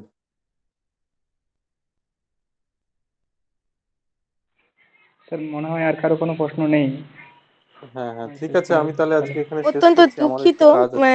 হয়তো উজ্জ্বলবাবু কোনোভাবে টেকনিক্যালি হ্যাঁ হ্যাঁ হ্যাঁ, কিছু হতে পারে অসুবিধার হতে মধ্যে পারে। রয়েছেন। তো হ্যাঁ স্যার, না হলে হ্যাঁ হ্যাঁ স্যার থাকেই আমাদের মধ্যে, অনুপ মানে শেষ পর্যন্ত স্যার থাকে, হ্যাঁ ভালো হ্যাঁ লাগে হ্যাঁ, যেটা। ঠিক ঠিক ঠিক ঠিক। মানে একদম এটা সমাপ্তিটা সত্যি স্যারই খারাপ করেন। জিনিস যে হ্যাঁ, বুঝতে পেরেছি। খুব খারাপও মানে লাগছে। আপনি কোনোভাবেই আহ, খারাপ, মানে খারাপ না না ভেবে না, নেবেন না আমার ব্যাপারটা। খারাপ স্যার মানার ব্যাপার নেই, ক্ষমা চেয়ে টেকনিক্যাল নিচ্ছি। ফলটা। না ঠিক আছে, যথেষ্ট কোনো ভালো আলোচনা আমরা শুনলাম স্যার সকলেই, খুব স্যার আপ্লুতই আমরা আমরা। বৈঠকের মাধ্যমে প্রচুর উপকৃত হই, ইভেন আমি তো প্রায় চেষ্টা হ্যাঁ করি হ্যাঁ, প্রতিটা ক্লাসে থাকার।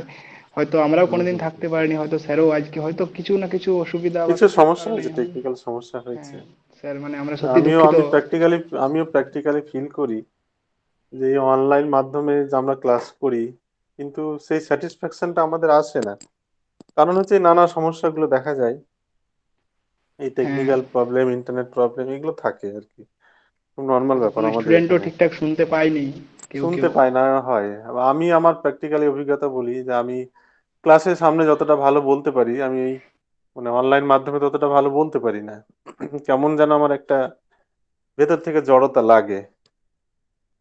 হ্যাঁ, মানে এই স্যার বডি সমস্যাগুলো ল্যাঙ্গুয়েজ থাকে। এক্সপ্রেশনটাই তো আমরা পাইনি পুরোপুরি, পাই মানে না, ওটা। হ্যাঁ, এই একটা সমস্যা হয় আমারও, দেখেছি আমি। ঠিক আছে, সকলে ভালো থাকো। হ্যাঁ, হ্যাঁ স্যার, ভালো এত থ্যাংক ইউ থাকবে। স্যার, খুব সুন্দর ভালো একটা লাগলো ভালো আলোচনা। আলোচনা, হ্যাঁ হ্যাঁ একদম হ্যাঁ হ্যাঁ, বাংলায়। স্যারকে অনেক ধন্যবাদ আমাদের ওকে, এভাবে ঠিক ঠিক। এ, কিছুটা স্যার নেক্সট টাইম সমৃদ্ধ আবার চাই স্যার, আপনাকে মানে করার জন্য। পুরো চাই। হ্যাঁ, আমি চেষ্টা অবশ্যই করব, স্যার আপনাকে অবশ্যই চেষ্টা আরেকবার করব। চাইবো আমরা ঠিক প্রত্যেকেই। ঠিক ঠিক ঠিক ঠিক আর ঠিক ঠিক। বৈঠকের অন্য সকল বন্ধুদের উদ্দেশ্যেও বলছি, যেহেতু এই অবস্থায় আমরাই তাই সমাপ্তি ঘোষণা করছি, সমাপ্তিটা হয়তো ঘোষণা করি, অন্যভাবেই ঠিক ঠিক। অন্যভাবেই হয়তো হতো। আমি হ্যাঁ ঠিক আছে, ঠিক যিনি আছে। রয়েছেন স্যারকে, আপনাকেই তাই সমাপ্তি ঘোষণার জন্য বলছি স্যার। হ্যাঁ ঠিক আছে, আমরাও আমরা করছি এখানে স্যার। আজকে শেষ করছি, সবাই খুব ভালো থাকবে, সুস্থ থাকবে। ওকে, ঠিক আপনিও আছে। স্যার ভালো থাকবেন। হ্যাঁ হ্যাঁ, থ্যাংক ওকে ইউ স্যার। ওকে, ঠিক আছে, আর ওকে। সকলে।